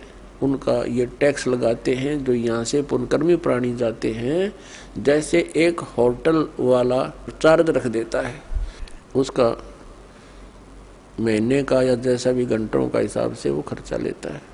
सुखदेव ऋषि जब पहुंचे स्वर्ग में, वहाँ के होटल में, विष्णु जी वाले बड़े होटल में, तो वहाँ एक रूल बना रखा उन्होंने कि जिसने गुरु धारण कर रखा हो वही व्यक्ति यहाँ आ सकता है, इसमें सटे पा सकता है। अब सुखदेव ऋषि का कोई गुरु नहीं था, बैटरी चार्ज पिछले जन्म के पुण्य कर्मों के कारण वो आकाश में फिर रहा था। तो वहाँ के जो पहरेदार थे, सेवादार थे उस होटल के, उन्होंने मना कर दिया कि ऋषि जी आपका कोई गुरु है नहीं, इसमें एंट्री नहीं हो सकती आपकी। वो अड़ गया उनके साथ कि तुम पहले व्यक्ति देखे हो हमने, मैं तो ऐसे जाता हूँ, वहाँ भी जाता था, इंद्र के लोक में जाता था। उन्होंने कहा जी वहाँ जाते होगे पर यहाँ नहीं जा सकते आप, ये भगवान विष्णु का आदेश है। उसने कहा कि मेरे को विष्णु जी से मिलाओ। वो तांडी पाक रहा था, हल्दी की गांठ से पंसारी बन गया। अब उन पहरेदारों ने जाके बता दिया कि भगवान ऐसे ऐसे एक सुखदेव नाम के ऋषि हैं, उनका कोई गुरु है नहीं, और उन्होंने हट कर रखा है अंदर प्रवेश करने की, आपका क्या आदेश है। और उसने ये कहा कि मुझे भगवान विष्णु से मिलाओ। भगवान विष्णु आए बाहर। अब ऋषि ने तो ये सोचा था सुखदेव जी ने कि मुझे देखकर जैसे इंद्र दौड़ा आता था, ऐसे सीने से लगाएगा कि वाह बड़ी भक्ति कर रखे, यहाँ पहुँच गए। लेकिन मर्यादा बहुत बड़ी चीज होती है भक्ति मार्ग में। तो विष्णु जी ने उनको सीधे मुंह बात नहीं की और कहा यहाँ कैसे आए ऋषि जी। पुण्यात्माओं, जो व्यक्ति किसी के पास कोई उद्देश्य लेकर जाता है और वो ये सोच कर जाए कि मुझे बहुत सत्कार मिलेगा, और जाते उसको सीधे मुंह बात ना की जाए तो वो समझ जाता है कि बात बिगड़ गई। आधी तो उसकी भांग वहीं उतर गई जब भगवान ने नो पूछा तू यहाँ किस लिए आया। तब उसने कहा जी मैं उस दिन यहाँ व्यतीत करना चाहता हूँ आपके रेस्टोरेंट में, इस स्वर्ग में। तो विष्णु जी को पता तो था ही। फिर उन पार्षदों से पूछा, सेवादारों भाई तुमने क्यों नहीं एंट्री होने दी ऋषि जी की। तो सेवादारों ने बताया जी इनका गुरु नहीं है। तो भगवान ने कहा सुखदेव आप जा सकते हैं, बगैर गुरु वाले व्यक्ति को हम इसमें प्रवेश नहीं होने देते, आप जाइए। अब ऋषि जी ने कहा कि भगवान इस पृथ्वी के ऊपर मेरे समान कोई ऐसा है नहीं, मेरे जैसा कोई सिद्धि युक्त, मैं किसको गुरु बनाऊं। तो भगवान श्री विष्णु जी ने कहा कि सुखदेव ये भी तेरी भूल है, ये तेरा अभिमान बोल रहा है, तेरा अज्ञान बोल रहा है। आप जाइए राजा जनक से उपदेश लीजिए। राजा जनक कौन? जो सीता जी के पिता थे। कई कहते हैं कि गुरु जो है ब्रह्मचारी होना चाहिए, तो वो भी उनकी भूल है उन व्यक्तियों की। अपने आत्माओं परमात्मा के विधान से अपरिचित व्यक्ति इस तरह की अटकलबाजी करता रहता है। तो इन सब प्रमाणों से हमें सिद्ध होगा कि गुरु कैसा होना चाहिए, शिष्य के क्या लक्षण होने चाहिए, कैसे उसमें गुण होने चाहिए, और गुरु जी के अंदर कैसे लक्षण होने चाहिए। अब सुखदेव ऋषि बाल ब्रह्मचारी और साधु संत ऋषि और राजा ने गृहस्थी, उसने ब्याह करवा रखे गणे, क्योंकि राजा था। अब वहां तो वो बोल नहीं सका भगवान विष्णु के सामने, तो वापस आ गया। वापस आया तो वहां अन्य ऋषियों के पास जैसे पहले खूब छाती खोल कर जाया करता था, उधर न्यू जावा मुंह लटकाए। उन्होंने पूछा, ऋषि जी ऐसी क्या घटना घट गई, बहुत दुखी से नजर आते हो। तो उसने सारी कहानी बता दी कि मैं विष्णु जी के लोक में गया था और भगवान ने मुझे वहां रहने नहीं दिया। तो उन्होंने अन्य ऋषि देवों ने पूछा कि ऐसी बात नहीं हो सकती, भगवान विष्णु तो बहुत प्यार करते हैं, बहुत अच्छे भगवान हैं, कोई बात और गड़बड़ी पावेगी, कुछ और गलती कर रखी होगी आपने। तब उसने बताया कि मैंने गुरु धारण नहीं कर रखा, और भगवान ने यह कंडीशन रख रखी है कि जिसका गुरु होगा वही स्वर्ग में रह सकता है, विष्णु जी के स्वर्ग में। तब अन्य जितने भी देव ऋषि थे उन्होंने कहा, ऋषि जी आप तो बहुत भारी भूल किए बैठे हो, हमने तो ये सोचा था आपने कोई गुरु बना रखा होगा, आपने बहुत भारी गलती कर रखी है, बिना गुरु के फिर रहे हो, आपने जीवन नाश कर दिया। अब वहां उसने फिर बताया कि भगवान ने मेरे सामने एक समस्या और पैदा कर दी। क्या पैदा कर दी? कि कहा है कि राजा जनक से नाम लो, तो वो क्या कहता है कि राजा जनक गृहस्थी बाई और कैसे शीश नवाऊं जाई। वो एक गृहस्थी में बाल ब्रह्मचारी, और कैसे नमस्कार करूंगा मैं उसको, मेरी इज्जत का नाश हो जाएगा। अब ये मान बढ़ाई और इज्जत यह भी भक्ति का एक दुश्मन है। परमात्मा कहते हैं राज तजना सहज है और सहज त्रिया का ने, मान बढ़ाई ईर्षा ये दुर्लभ तजना ये, और इनके तजे बिना भगवान नहीं मिला, चाहे कितनी बकवाद कर ले। और पुण्यात्माओं यहाँ आपको इसलिए बुलाया जाता है, वैसे तो परमात्मा अपने बच्चों के लिए सब सुविधाएं ही उपलब्ध कराता है, दयालु है वो, मालिक हमारा पिता है, लेकिन फिर भी आपको यहाँ जमीन पर बैठाना प्रणाम करने के लिए एक विशेष विधान है, जिससे हमारे अंदर का जो मैल है अभिमान का, जो सबसे बड़ा बाधक है भगवान के मार्ग में, ये खत्म हो जाएगा। और इसके बिना भगवान निकट नहीं आ सकता। अब जरा सा भी मैल कहीं पर हो, तार के बीच में कनेक्शन ले रखा हो तो लाइट नहीं आवेगी, लाइट नहीं आई तो फिर फायदा क्या वो सारे सांग के जोड़न का। तो पावर प्राप्त करने के लिए, भगवान की शक्ति को अपने पास लाने के लिए, तो हमने ये अहंकार रूपी ये मैल हटाना पड़ेगा। सबने कहा कि ऋषि जी जुल्म कर दिया आपने, तो बहुत गलती कर रखी है। एक आधा आकर मुंह ठड सा वो कहने लगा, गुरु ना बनावेगा ना गधा बनेगा अगले जन्म में। अब उसने जब यह बात सुनी, क्योंकि पुण्यकर्मी प्राणी तो होते ही हैं ये, लेकिन अज्ञान के कारण ये अपने अपने अटकल मारते रहते हैं। जब इनको ज्ञान होता है तो तुरंत त्याग देते हैं उन बकवादों को। एकदम उसके झटका लगा, उसको अपना पिछले जन्मों की काफी वह कहते हैं ना बैकग्राउंड देखी, पिछले जन्मों के अपने दुख उसके सामने घूमने लगे। उसको क्या हुआ कि जैसे उसको याद आया, उसकी दिव्य दृष्टि वो चालू होगी अंदर की, जितनी उसकी रेंज थी, अब क्या देखा सुखदेव ऋषि ने कि एक बार वो गधा बना हुआ है, गधे की योनि भोग रहा है। कुम्हार ने उसके ऊपर अच्छा बोरे में खूब नीचे से कच्ची ईंटें डालता है और ले जाता पजावे पर। पजावा होता है जहाँ पर ये कुम्हार लोग ईंटें पकाया करते थे। उसमें क्या होता है कि जैसे भट्ठा शुरू किया लगाना, उसमें जो भी ईंधन डाला जाता उसकी राख बन जाती है। अगले सीजन में उस राख के ऊपर ही वो दोबारा लगा देता है, क्योंकि उस राख को कहाँ डाल के आए और स्थान नहीं। नेक्स्ट सीजन में फिर उसके ऊपर ही लगा देता। वह राख नीचे बनते बनते बहुत बड़ा वो पहाड़ नुमा हो जाता है, फिर उसके ऊपर लगाना शुरू कर देता है।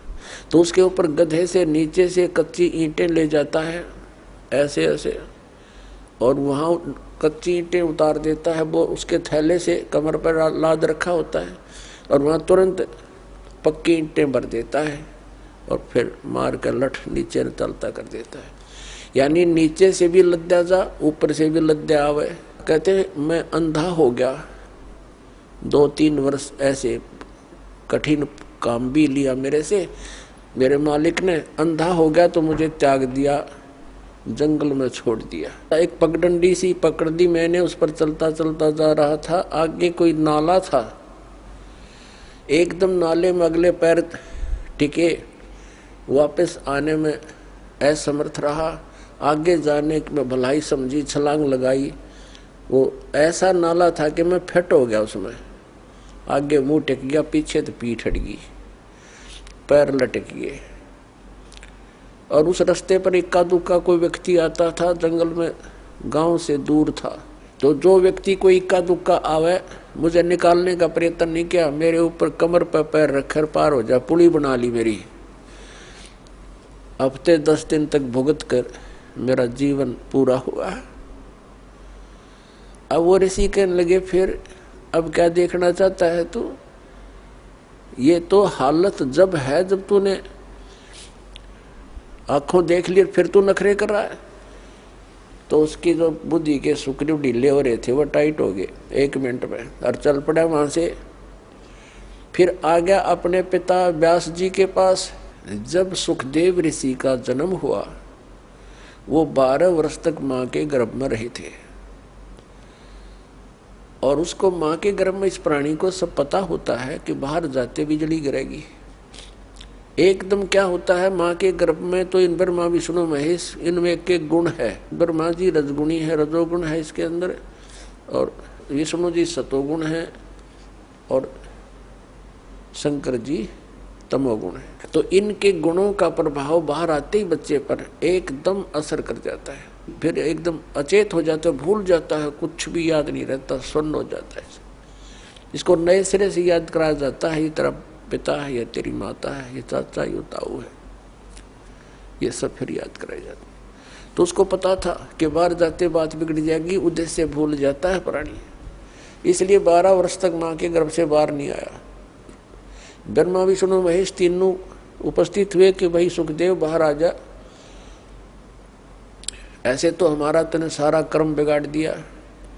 अब 12-12 वर्ष तक माताएं बच्चे को गर्भ में रखेंगी, ये तो एक आदत सी पड़ जाएगी सबको। ये तो 9 महीने में दुखी हो जाती हैं, इतने दिन कैसे रखेंगे? तू बाहर आ भाई, ये हमारी परंपरा खराब मत करे। सुखदेव ने कंडीशन रख दी, एक शर्त रख दी कि बाहर जब आऊँगा तुम अपनी इस त्रिगुणमयी माया को रोक लो। ये कहने लगे, भाई देखो हम इसको रोकने में इतने सक्षम नहीं है, हम रोक नहीं सकते, लेकिन सेकंड के भी कुछ अंश के लिए हम अपना कुछ कंट्रोल कर सकते हैं ना, ये प्रवाह हमसे नहीं रुकता। सुखदेव ऋषि ने कहा कि तुम एक बार रोक दो थोड़ी सी देर। तो कहते हैं सेकंड के भी कुछ अंश में ही वो रोक पाए थे, तभी वो माँ के गर्भ से बाहर आ गया। और उसको चेतना रही कि भक्ति ना करने से जीवन नष्ट हो जाता है। माँ के गर्भ में ये याद रहती है कि मनुष्य जीवन परमात्मा प्राप्ति के लिए प्राप्त होता है। अब उसने सारा कुछ कर लिया। माँ के गर्भ से बाहर आते ही अपनी और नाल को, जो सुंडी से लटकी होती है, माँ की नाभि से कनेक्शन होता, जेर सी, उसने अपने कंधे पर डाल गए और उठ कर चल पड़ा। व्यास जी ने आवाज लगाई, अरे पुत्र, मेरे बेटा कहाँ चले। अपने आत्मा पुत्र का मोह बहुत खतरनाक होता है, बहुत प्रबल होता है। पुत्र मोह में ऋषि जी बार बार पुकार रहे हैं, बेटा एक बार दर्शन तो दे दे, अरे एक बार शकल तो दिखा दे, 12 वर्ष बाट देखी तेरी, अरे 12 वर्ष तक इंतजार करी पुत्र की, दर्शन करूंगा। ये पीछे से बात कर रहा है चलता चलता कि ऋषि जी ना जाने कितनी बार तू मेरा बाप बन लिया, ना जाने कितनी बार मैं तेरा बाप बन लिया। ये तो बुरी बीमारी है, मुझे इसमें मत फंसा। और यहाँ कबीर साहब ने कहा, उसने क्या कहा, ऋषि जी ने, सुखदेव ऋषि ने क्या कहा कि एक लेवा एक देवा दूतम, और कोई किसी का पिता नहीं पूतम। ये तो ऋण संबंध जुड़ा एक ठाठा, अंत समय सब 12 बाटा। ये तो एक दूसरे का लेन देन उलझ रहा है, कोई किसी का बाप नहीं, कोई किसी का पुत्र नहीं। जिसके जितने संस्कार वो अपने पूरे करके यहाँ से चले जाएंगे, फिर कोई गधा बनेगा, कोई कुत्ता बनेगा, कोई मनुष्य बन जाएगा। ये फिर परिवार ऐसा नहीं होगा। और इसका उद्देश्य भक्ति करने का है। और मैं तेरे दर्शन करूँ नहीं पिताजी, मेरे मोह जाग गया तो मैं फिर भक्ति से वंचित हो जाऊंगा। यूं कहकर आकाश में उड़ गया। जब तो वो चला गया, उसके बाद फिर आया, जब युवा हो लिया, फिर वापस आया अपने पिताजी के पास के बड़े विद्वान पुरुष हैं, उनसे सलाह लेता हूँ। व्यास जी ने कहा, आ गया पुत्र? क्या आ गया पिताजी? अच्छा बेटा, बड़ा कोई बात नहीं, अब आ गया। सुबह का बोला, शाम को आ जाए तो कोई दिक्कत नहीं, आ जाओ मेरे पास रहो बेटा। तब उसने कहा, सुखदेव ऋषि ने कहा कि पिताजी मेरे सामने एक समस्या खड़ी हो गई, एक प्रॉब्लम भारी है। सारी कहानी बताई, मैं ऐसे ऐसे विष्णु जी के लोक में गया था, उन्होंने वहाँ रहने से मना कर दिया क्योंकि मैंने गुरु नहीं बना रखा। पुण्यात्माओं, जो परमात्मा के विधान से परिचित प्राणी होते हैं वो एक के सुर में बोला करते हैं। व्यास ऋषि जी का भी माथा ठनका और कहने लगा, अरे बेटा तुमने अपना जीवन नाश किया, मैंने सोचा था चलो सब्र कर लिया था, संतोष कर लिया था मैंने, मेरा बेटा अपना कल्याण करवा लेगा, तूने तो नाश कर लिया अपने जीवन का। या क्या सोचा तूने, गुरु नहीं बना रखा? अरे जाएगा कहाँ? तो फिर उसने अपनी वो दूसरी प्रॉब्लम बताई कि भगवान विष्णु ने कहा है कि राजा जनक को मैं गुरु बनाऊं, मैं तो बाल ब्रह्मचारी, और वो गृहस्थी, मैं कैसे, मैं तो शर्म आओ पिताजी, कैसे नमस्ते प्रणाम करूंगा, वो तो दंडवत करनी पड़ेगी। तब ऋषि ने, उसके पिता ने कहा, बेटा यदि भक्ति करना चाहता है और इन दुखों से बचना चाहता है तो ये क्रिया तो बेटा करनी पड़ेगी। यार जब भगवान ने कह दिया, जब परमात्मा का आदेश हो गया, फिर अगर मगर कर रहा तो विद्वान काहे का? तेरी ये 2 दिन की बैटरी चार्ज है, फिर बिरानमाटी होगी तेरी बेटा। तो विद्वान कहा का तो जीवन नष्ट कर रहा है और मुझे भी कलंकित करेगा। जाकर नाम ले बेटा, जीवन नाश ना करे। तब वो गया राजा जनक के पास। अपने आत्मा राजा जनक के पास जब ऋषि जी पहुंचे, राजा जनक ने अपने सेवकों को, नौकरों से कहा, भाई आसन लगा दो, मैं ऋषि जी आए हैं, आज हमारे भाग्य उदय हो गए, आसन लगा दो, बढ़िया बढ़िया कपड़े लगा दो, फूलों से सजा दो। उन्होंने 1 मिनट में कहते ही कर दी, आसन लगा दिया। तो कहा राजा जनक ने कि ऋषि जी विराजो, बैठो आसन पर। जमीन पर बैठ गया। कहने लगा, मैं आपको गुरु बनाने आया हूं, आसन पर नहीं बैठ सकता। अब राजा जनक का यकीन नहीं हुआ, जैसे नहीं ये बात, ये ऋषि तो सरफरे होते हैं, किसी ने कुछ कह तो नहीं दिया इसको, क्योंकि ये श्राप भी दे सकते हैं, ये तो विषैले सर्प भी होते हैं इनके पास, ये श्राप देने की भी एक पावर रखते हैं। राजा जनक चिंतित हो गया कि भगवान कोई गलती हो तो माफ करना ऋषि जी, हम तो गृहस्थी व्यक्ति हैं, किसी नौकर ने कुछ कह दिया हो आपको, माफ कर देना, आप नीचे ना बैठो, मैं ये सहन नहीं कर सकता क्योंकि ऋषि एक नीचे बैठे, कोई गलती हो तो माफ करो। तो कहने लगा नहीं, आज मैं ऊपर नहीं बैठ सकता क्योंकि मैं आपको गुरु बनाने आया हूँ। उसने सारी कहानी सुना दी, ऐसे ऐसे मैं विष्णु लोक में गया था और भगवान का आदेश है मैं आपको गुरु बनाने आया हूँ। एक बार तो यकीन हुआ नहीं राजा जनक को, फिर भगवान विष्णु का उसने जब साथ में संपट ला दिया फिर वो मान गए कहाँ भी ये नाम लेने आया। लेकिन दीक्षा देने से पहले शिष्य की थोड़ी बहुत कुछ उसको सेट करना पड़ता है। जैसे अब दास आपको ज्ञान देता है, पूरा विधान बताता है, जो समझदार भक्त आते हैं, प्रथम बार आते हैं, तो इस ज्ञान से प्रभावित होकर वो इस दास को एक संत मानकर नाम लेते हैं और फिर विश्वास दृढ़ता से उस पर लगते हैं तो लाभ मिलता है। नाम भी ले लें, विश्वास गुरु पर होता नहीं तो उसको लाभ नहीं हुआ करता। अध्यात्म मार्ग को बच्चों का खेल नहीं है। तो राजा जनक ने कहा जी सुबह नाम दूंगा स्नान करके, आप रात को रेस्ट करो। अब कहने का भाव ये है, राजा जनक ने एक अलग कक्ष में उसकी व्यवस्था कर दी ऋषि जी के रुकने की, और वहां पर एक नौकरानी, एक औरत की बहन की सेवा लगा दी, तो ऋषि की सेवा कर, उसको सारा समझा दिया लड़की को कि ऐसे ऐसे इसकी परीक्षा करना। ऋषि जी बैठे थे अपने बेड पर, लड़की अंदर गई और उसी के बेड पर बैठ गई चरणों की तरफ। ऋषि जी ने पैर मोड़ दिए, वो और आगे नहीं तो ऋषि जी बैठ गए और उसके निकट जाना चाहा तो ऋषि जी बेड छोड़कर खड़े हो गए कोने में। कहने लगे माई बहन आप क्या कर रहे हो, साधु संतों के हाथ नहीं लगाते, बिस्तर पर नहीं बैठते, आप क्यों मर्यादा भंग कर रहे हो, आप जा सकते हो। वह लड़की आ गई, राजा जनक ने पूछा तो उसने सारी कहानी बता दी। जी एक नंबर के महात्मा है, तो टच भी नहीं होने दिया मुझे और खड़े हो गए, ये शब्द बोले ऋषि। तो ठीक है, अपने आत्मा परमात्मा ये कहते हैं कि गोरख से ज्ञानी गणे और सुखदेव जति जहान और सीता सी बहु भारिया संत दूर स्थान। ऐसे जति भी था, ऐसा दृढ़ विश्वासी भी था, संयमी भी था, लेकिन नाम बिना कति खाली खोखा था। अब गुरु बिना और यथार्थ भक्ति के बिना खाली खोखा है ये मनुष्य का शरीर, वो वेल विदाउट वाटर है। तो सुबह राजा जनक ने क्या किया कि इसकी फड़क निकाल दूं। यूनो कहता राजा जनक गृहस्थी भाई और मैं बाल ब्रह्मचारी, मैंने स्त्री का मुख नहीं देखा। सुखदेव बोले ज्ञान विवेक का, हमने कदे स्त्री का मुंह नहीं देखा। राजा जनक गृहस्थी भाई कैसे ऐसी सिनेमा जाई। तो राजा जनक ने बुला लिया कि ऋषि जी को बुला लाओ। ऋषि जी बैठ गए, नीचे बैठ के, नीचे आसन लगवा दिया जैसा भी उसका, नीचे बैठ गए जमीन पर, कोई दरी दूरी बिछवा दी और साथ में ही थोड़ी सी दूरी पर नौकरों से कहा राजा जनक ने कि भाई गर्म पानी करो।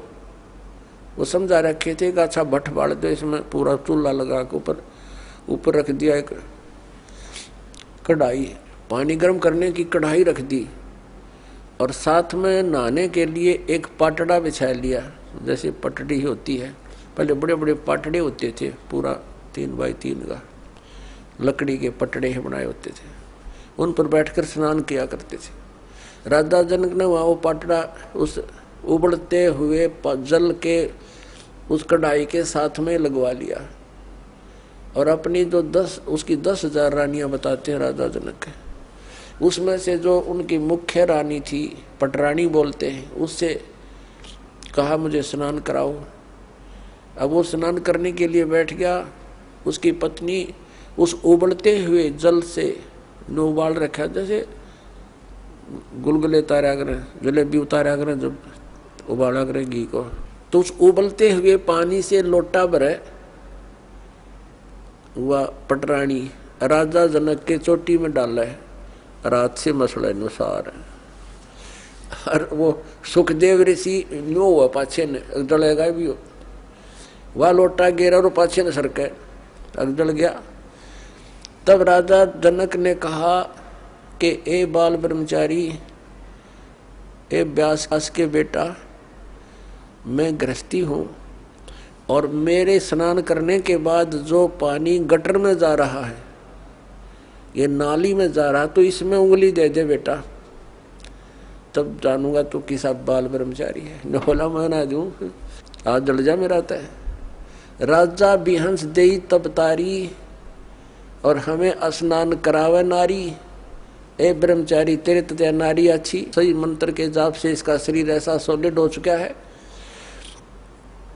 और आप भटक रहे हो, धक्के खा रहे हो। चरण पकड़ दिए बाल ब्रह्मचारी, एकदम कति नतमस्तक हो गया। तो पुण्यात्माओं, या फड़क निकले बिना गुरु बनाने का कोई यूज भी नहीं, लाभ नहीं हो जीव को। जब तक आपको गुरु जी पर विश्वास नहीं होता, इतना धारण नहीं करना चाहिए। फिर अग्रम अग्रम करते हो तो भक्ति खंड हो जाती है। तो उस दिन के बाद राजा जनक के प्रति उसकी पूरी श्रद्धा होगी। उसने सिर्फ ये चमत्कार देख कर गुरु पर विश्वास हो गया। विश्वास केवल इन चमत्कारों से नहीं, वो तो पुरानी कथाएं हैं, जैसा उनको लाभ हुआ, कितना लाभ हुआ। राजा जनक से उपदेश लेने के बाद सुखदेव ऋषि स्वर्ग में गया, बस विष्णु लोक में विराजमान है, और पुण्य खत्म होते फिर यहाँ धक्के खाओगा। तो इस ज्ञान को आधार बना कर गुरु बनाना है और भक्ति करनी, अपना कल्याण करवाना है। बोलो सतगुरुदेव।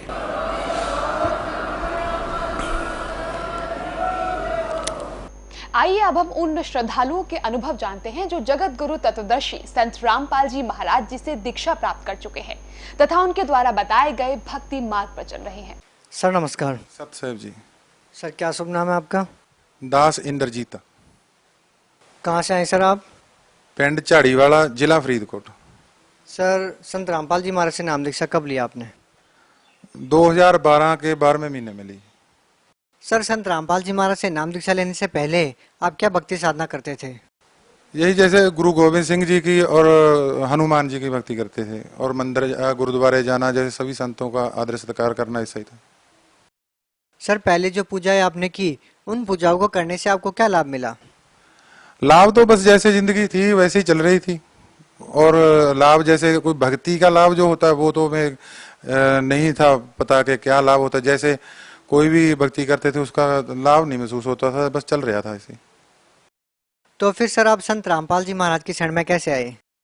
रामपाल जी महाराज की शरण में ऐसे है कि मैं नशा दारू वगैरह सब खाते पीते, मांस भी खाते थे। तो पहले बॉडी बिल्डिंग करते थे, जूडो खेलते थे, इसके कारण मांस अंडा सारा खाते पीते थे। तो मैं दारू पीकर मैं टीवी देखने का शौकीन था। खेत से आया पानी लगा के, तो साधना चैनल पे चल रहा था गुरुजी का, संत रामपाल जी महाराज के सत्संग चल रहे थे। मैंने सोचा कोई पंडित, जैसे पुराने पंडित होते हैं वो दिखाते हैं वेद खोल के, मैंने कहा ये पंडित ये हैं कोई, तो चलो देखते हैं। मुझे संतों का सत्संग सुनने का शौक था थोड़ा बहुत, तो मैंने वो सुना, देखा। मैंने देखा वो भगवद गीता में दिखा रहे हैं जो भी ज्ञान है, और अपना बाला मर्दाना की साखी में वो मैं हर रोज देखने लगा। फिर 3 घंटे का प्रोग्राम आता, वो भी देखने लगा। देखते देखते उसके बाद ज्ञान गंगा किताब मंगाई, मैंने वो भी पढ़ी। उसके बाद सत्संग सुनने के बाद मुझे ये तो मालूम हो गया कि ये संत हैं और इनके पास ज्ञान भी सही है, और सारी बात जो हम सिख समाज से सुनते थे या सारा कुछ उससे हटके है और ग्रंथों के हिसाब से है। उसके बाद हमने वहाँ सतलोक आश्रम में फोन लगाया बरवाला में, तो वहाँ हम गए। जाना चाहते थे पहले, तो हम जा नहीं पा रहे थे। मेरे मन में था कि दारू और जर्दा नहीं छूटेगा। उसके बाद मेरे मन में बैठे बैठे प्रेरणा आई कि हर रोज मैं जाना चाहता हूँ, काम रुक जाता है, तो मैं जर्दा और दारू नहीं छूटेगा, तो अगर छुटवाना तो रामपाल जी छुटवाएंगे। तो मैंने बैठे बैठे प्रेरणा हुई, तो रात को ही मेरे को गुरुजी आ गए रामपाल जी, और उन्होंने ऐसे 2 उंगलियां की, यहाँ से दबाया और पसीना पसीना कर दिया। मेरे घर के भी अगवा हैं इस बात के, कोई ऐसे मन से बनाई हो बात, घर वाले बच्चे सबको मालूम है, सबके सामने बात। वो दबाने से पसीना पसीना हो, और जाने वाले जाते जाते कह गए गुरुजी कि बेटा अब आना, मैं तेरे को नाम दूंगा, जो तेरे अंदर से वो मांग रहे थे, जैसे अपने कीटाणु या कुछ भी कह सकते हैं अपन डॉक्टरी भाषा में, वो जो मांग रहे थे विकार तेरे अंदर से, वो मैं सारे निकाल चला हूँ, वहां पे नाम लेना। फिर यहाँ से मैं सब सुबह चाचे के लड़के को बोला कि चलो चलें वहाँ पे, मेरे काम में रुकावट नहीं कोई। हम चले गए सतलोक आश्रम बरवाला में, नाम लिया। वहाँ पे जाके वहाँ का देखा माहौल, तो वहाँ तो परमात्मा है, खुद आए बैठे हैं, वहाँ का तो बात ही अलग है। सर जब आप सतलोक आश्रम बरवाला में संत रामपाल जी महाराज से नाम दीक्षा लेने के लिए गए, तो सर आपने कितनी फीस दी वहाँ पे नाम दीक्षा लेने के लिए? फीस तो भगत जी ऐसा है, फीस जो हमसे उन्होंने ली, हमारी दारू मांस विकार जो भी बुराई सी वो सारी उन्होंने ले ली फीस के बदले में। तो पैसा तो कोई लिया नहीं, और बदले में मेरे को नाम दिया, ज्ञान दिया, आशीर्वाद दिया गुरुजी ने। क्या क्या नहीं दिया। फीस की बात तो बस उन्होंने वहां तक कुछ नहीं लिया जाता, बस हमारी बुराइयां ले ली है फीस के बदले में, और कुछ नहीं ले लिया। सर, संत रामपाल जी महाराज से नाम दीक्षा लेने के लिए कुछ नियमों का पालन करना होता है। सर, वो नियम कौन कौन से हैं? नियम तो बहुत बढ़िया है, जैसे शादी में दहेज नहीं लेना, ना देना है, और पराई बहन बेटी को अपने बहन बेटी के समान देखना है, जैसे दारू मांस और ब्याज नहीं लेना है, जैसे किसी को बुरा नहीं बोलना, गाली नहीं निकालना, कि अपना भाई बहन से तरह रहना है, और आन उपासना कच्ची पूजा नहीं करनी है, जो ग्रंथ भी मना करते हैं, भगवत गीता भी मना करती है, वही गुरुजी मना करते हैं, ग्रंथों में से नियम है सारे, वो तो बहुत अच्छी बात है। सर, संत रामपाल जी महाराज की शरण में आने के बाद आपको क्या लाभ मिले? लाभ तो भक्त जी एक आध हो तो बताएं, लाभ तो बहुत है। जैसे गुरुजी नाम देते हैं, हमारे गुरु ग्रंथ साहिब में लिखा हुआ है कि घर में घर दिखाए दे सतगुर पुरुष सुजान, पंच शब्द तुन कार तुन बाजे शब्द निशान। कि जो पहला जो संत होगा वो इस घर में से, इस शरीर में से वो घर दिखा देगा, सचखंड लोक दिखाएगा, उसको सच्चा पुरुष पूर्ण परमात्मा ये आया जानो। तो उसके निशानी होगी पंच शब्द तुन कार तुन बाजे शब्द, वो जो मंत्र देगा वो धुन होगी कानों में। एक तो कान बंद करके धुन सुनी जाती है, वो नहीं सुननी है, ऑटोमेटिक आती है, ऊपर से आती है, वो गुरुजी के अनुभव है, वो लाभ है मेरे को। मान लो एक लाभ ये है कि प्रकाश दिखाई देते हैं, जो भी जितने भी हैं मूल कमलों के हैं, वो इतना प्रकाश दिखने लगा था, आहिस्ता आहिस्ता बढ़ते ही जा रहे हैं। और जैसे नाम की कमाई आप मोबाइल में देखते हैं, रिचार्ज डलवाने के बाद कितने पैसे रह गए मेरे, नाम की कमाई हर रोज मैं तो चेक कर सकता हूँ। मेरे ऊपर गुरुजी ने ऐसी कृपा करी है कि मेरी नाम की कमाई बढ़ रही है, मेरे को हौसला होता है, मेरे को विश्वास बनता है कि मेरे पूर्ण परमात्मा यही है। और भी लाभ हैं, जैसे मेरे पेट में गड़बड़ी थी वो ठीक हो गई। एक बार ऐसा हुआ कि मैं खेत में काम अपने भैंसों के लिए चारा काटने गया था, तो पेट से दर्द जाने को मन नहीं कर रहा था, जा नहीं रहा था। तो नाम लेने के बाद भी मेरे पाप कर्म, मेरे को ये पता चल गया था कि परमात्मा ये रामपाल जी हैं, और नाम भी सही है, मेरे ही को कर्म पाप कर्म है जो नहीं जा रहा, कोई बात नहीं बाद में चला जाएगा। तो मैंने वहां से फोन लगाया खेत से, आश्रम सतलोक बरवाला में, तो वहां भक्तों ने मेरी प्रार्थना लिखी। प्रार्थना का जवाब तो दूसरे दिन के शाम को आना था, उसी टाइम मोबाइल कान में से उतारा ही था, तो मेरे पेट के दर्द गायब, सब गायब। ऐसे होगा शरीर साथ में सुन के जैसे साथ में होता ही नहीं है। तो ऐसे ऐसे लाभ है, लाभ तो हर टाइम गुरुजी नाल ही रहते हैं, वो लाभ तो कम नहीं है, बहुत ज्यादा है। हाँ जी, उसमें एक लाभ ये भी है कि हम दारू जो मांस खाते थे, और एक बात और, हम खुद बना के पीते थे, दारू भी खुद पीते थे और बिना पानी के पीते थे। जब पानी पर डाल के पीता था नशा होता था, बिना पानी के नशा नहीं होता था। और हम बैठ के बनाते थे दारू, कहते थे कि बाबा नानक जी ने बहुत बढ़िया दारू बना दी। तो हमारी ये भी बहुत बड़ी गलती थी कि हम नानक जी को बदनाम करते थे। बाद में जब गुरुजी की शरण में आने के बाद, रामपाल जी की शरण में आने के बाद पता चला कि नानक जी तो दारू वाले को पसंद ही नहीं करते हैं। हम कहते हैं कि नानक जी ने लहर बना दी, तो हम दारू पीते खूब, वो भी छूट गई, और भी आर्थिक स्थिति वो भी सुधर गई, और शरीर के कष्ट भी दूर हो गए। घर से जो क्लेश था वो भी तकरीबन खत्म ही है।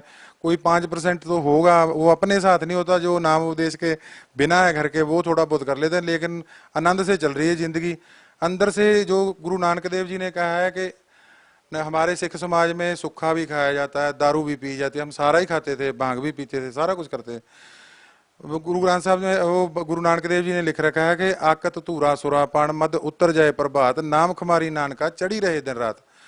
वो तो नाम का नशा जो हमारे तालू के ऊपर से अमृत गिरता है, गुरु नानक देव जी ने कहा, वो रामपाल जी के नाम से वो सारी लहर आ रही है आनंद की, नाम का नशा रहता है। अब ये और सबसे बड़ा लाभ ये है कि गुरु जी से, रामपाल जी से नाम मिल गया, गुरु मिल गए जो दुनिया को नहीं मिल रहा है, जो नाम गुरु चाहिए था, और नाम मिल गया। और इससे बड़ा तो लाभ है ही नहीं कोई, जो रामपाल जी मिल गए, इनसे ऊपर कोई लाभ नहीं है दुनिया का।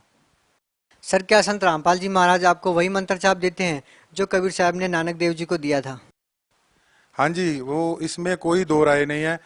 गुरु नानक, हम लोगों को ये बताया जा रहा था आज तक कि गुरु नानक देव जी का कोई गुरु नहीं है, लेकिन गुरु रामपाल जी के नाम लेने के बाद मैंने सत्संग सुना, और उसके बाद मैंने सोचा कि जो ग्रंथों में लिखा हुआ है वो क्या सच है।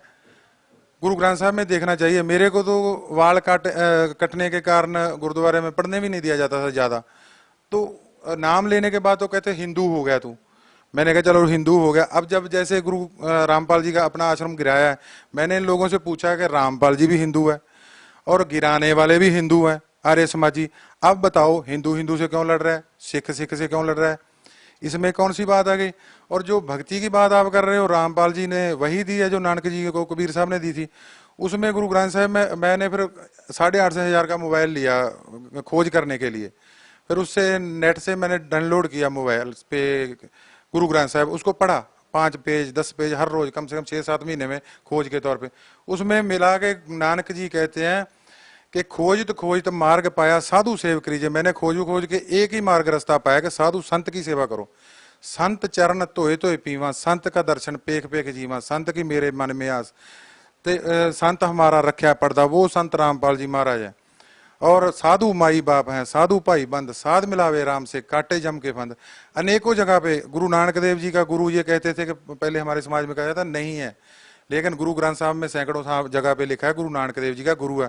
वो कहते हैं नानक को गुरु दिया नाम, संत की टहल संत का काम। वो वाणी में लिखा हुआ है कि गुरु नानक देव जी को नाम दिया, नानक को गुरु दिया नाम, गुरु ने नाम दिया, संत की टहल संत का काम। पूरे संत की टहल सेवा करने से नाम उनको मिला।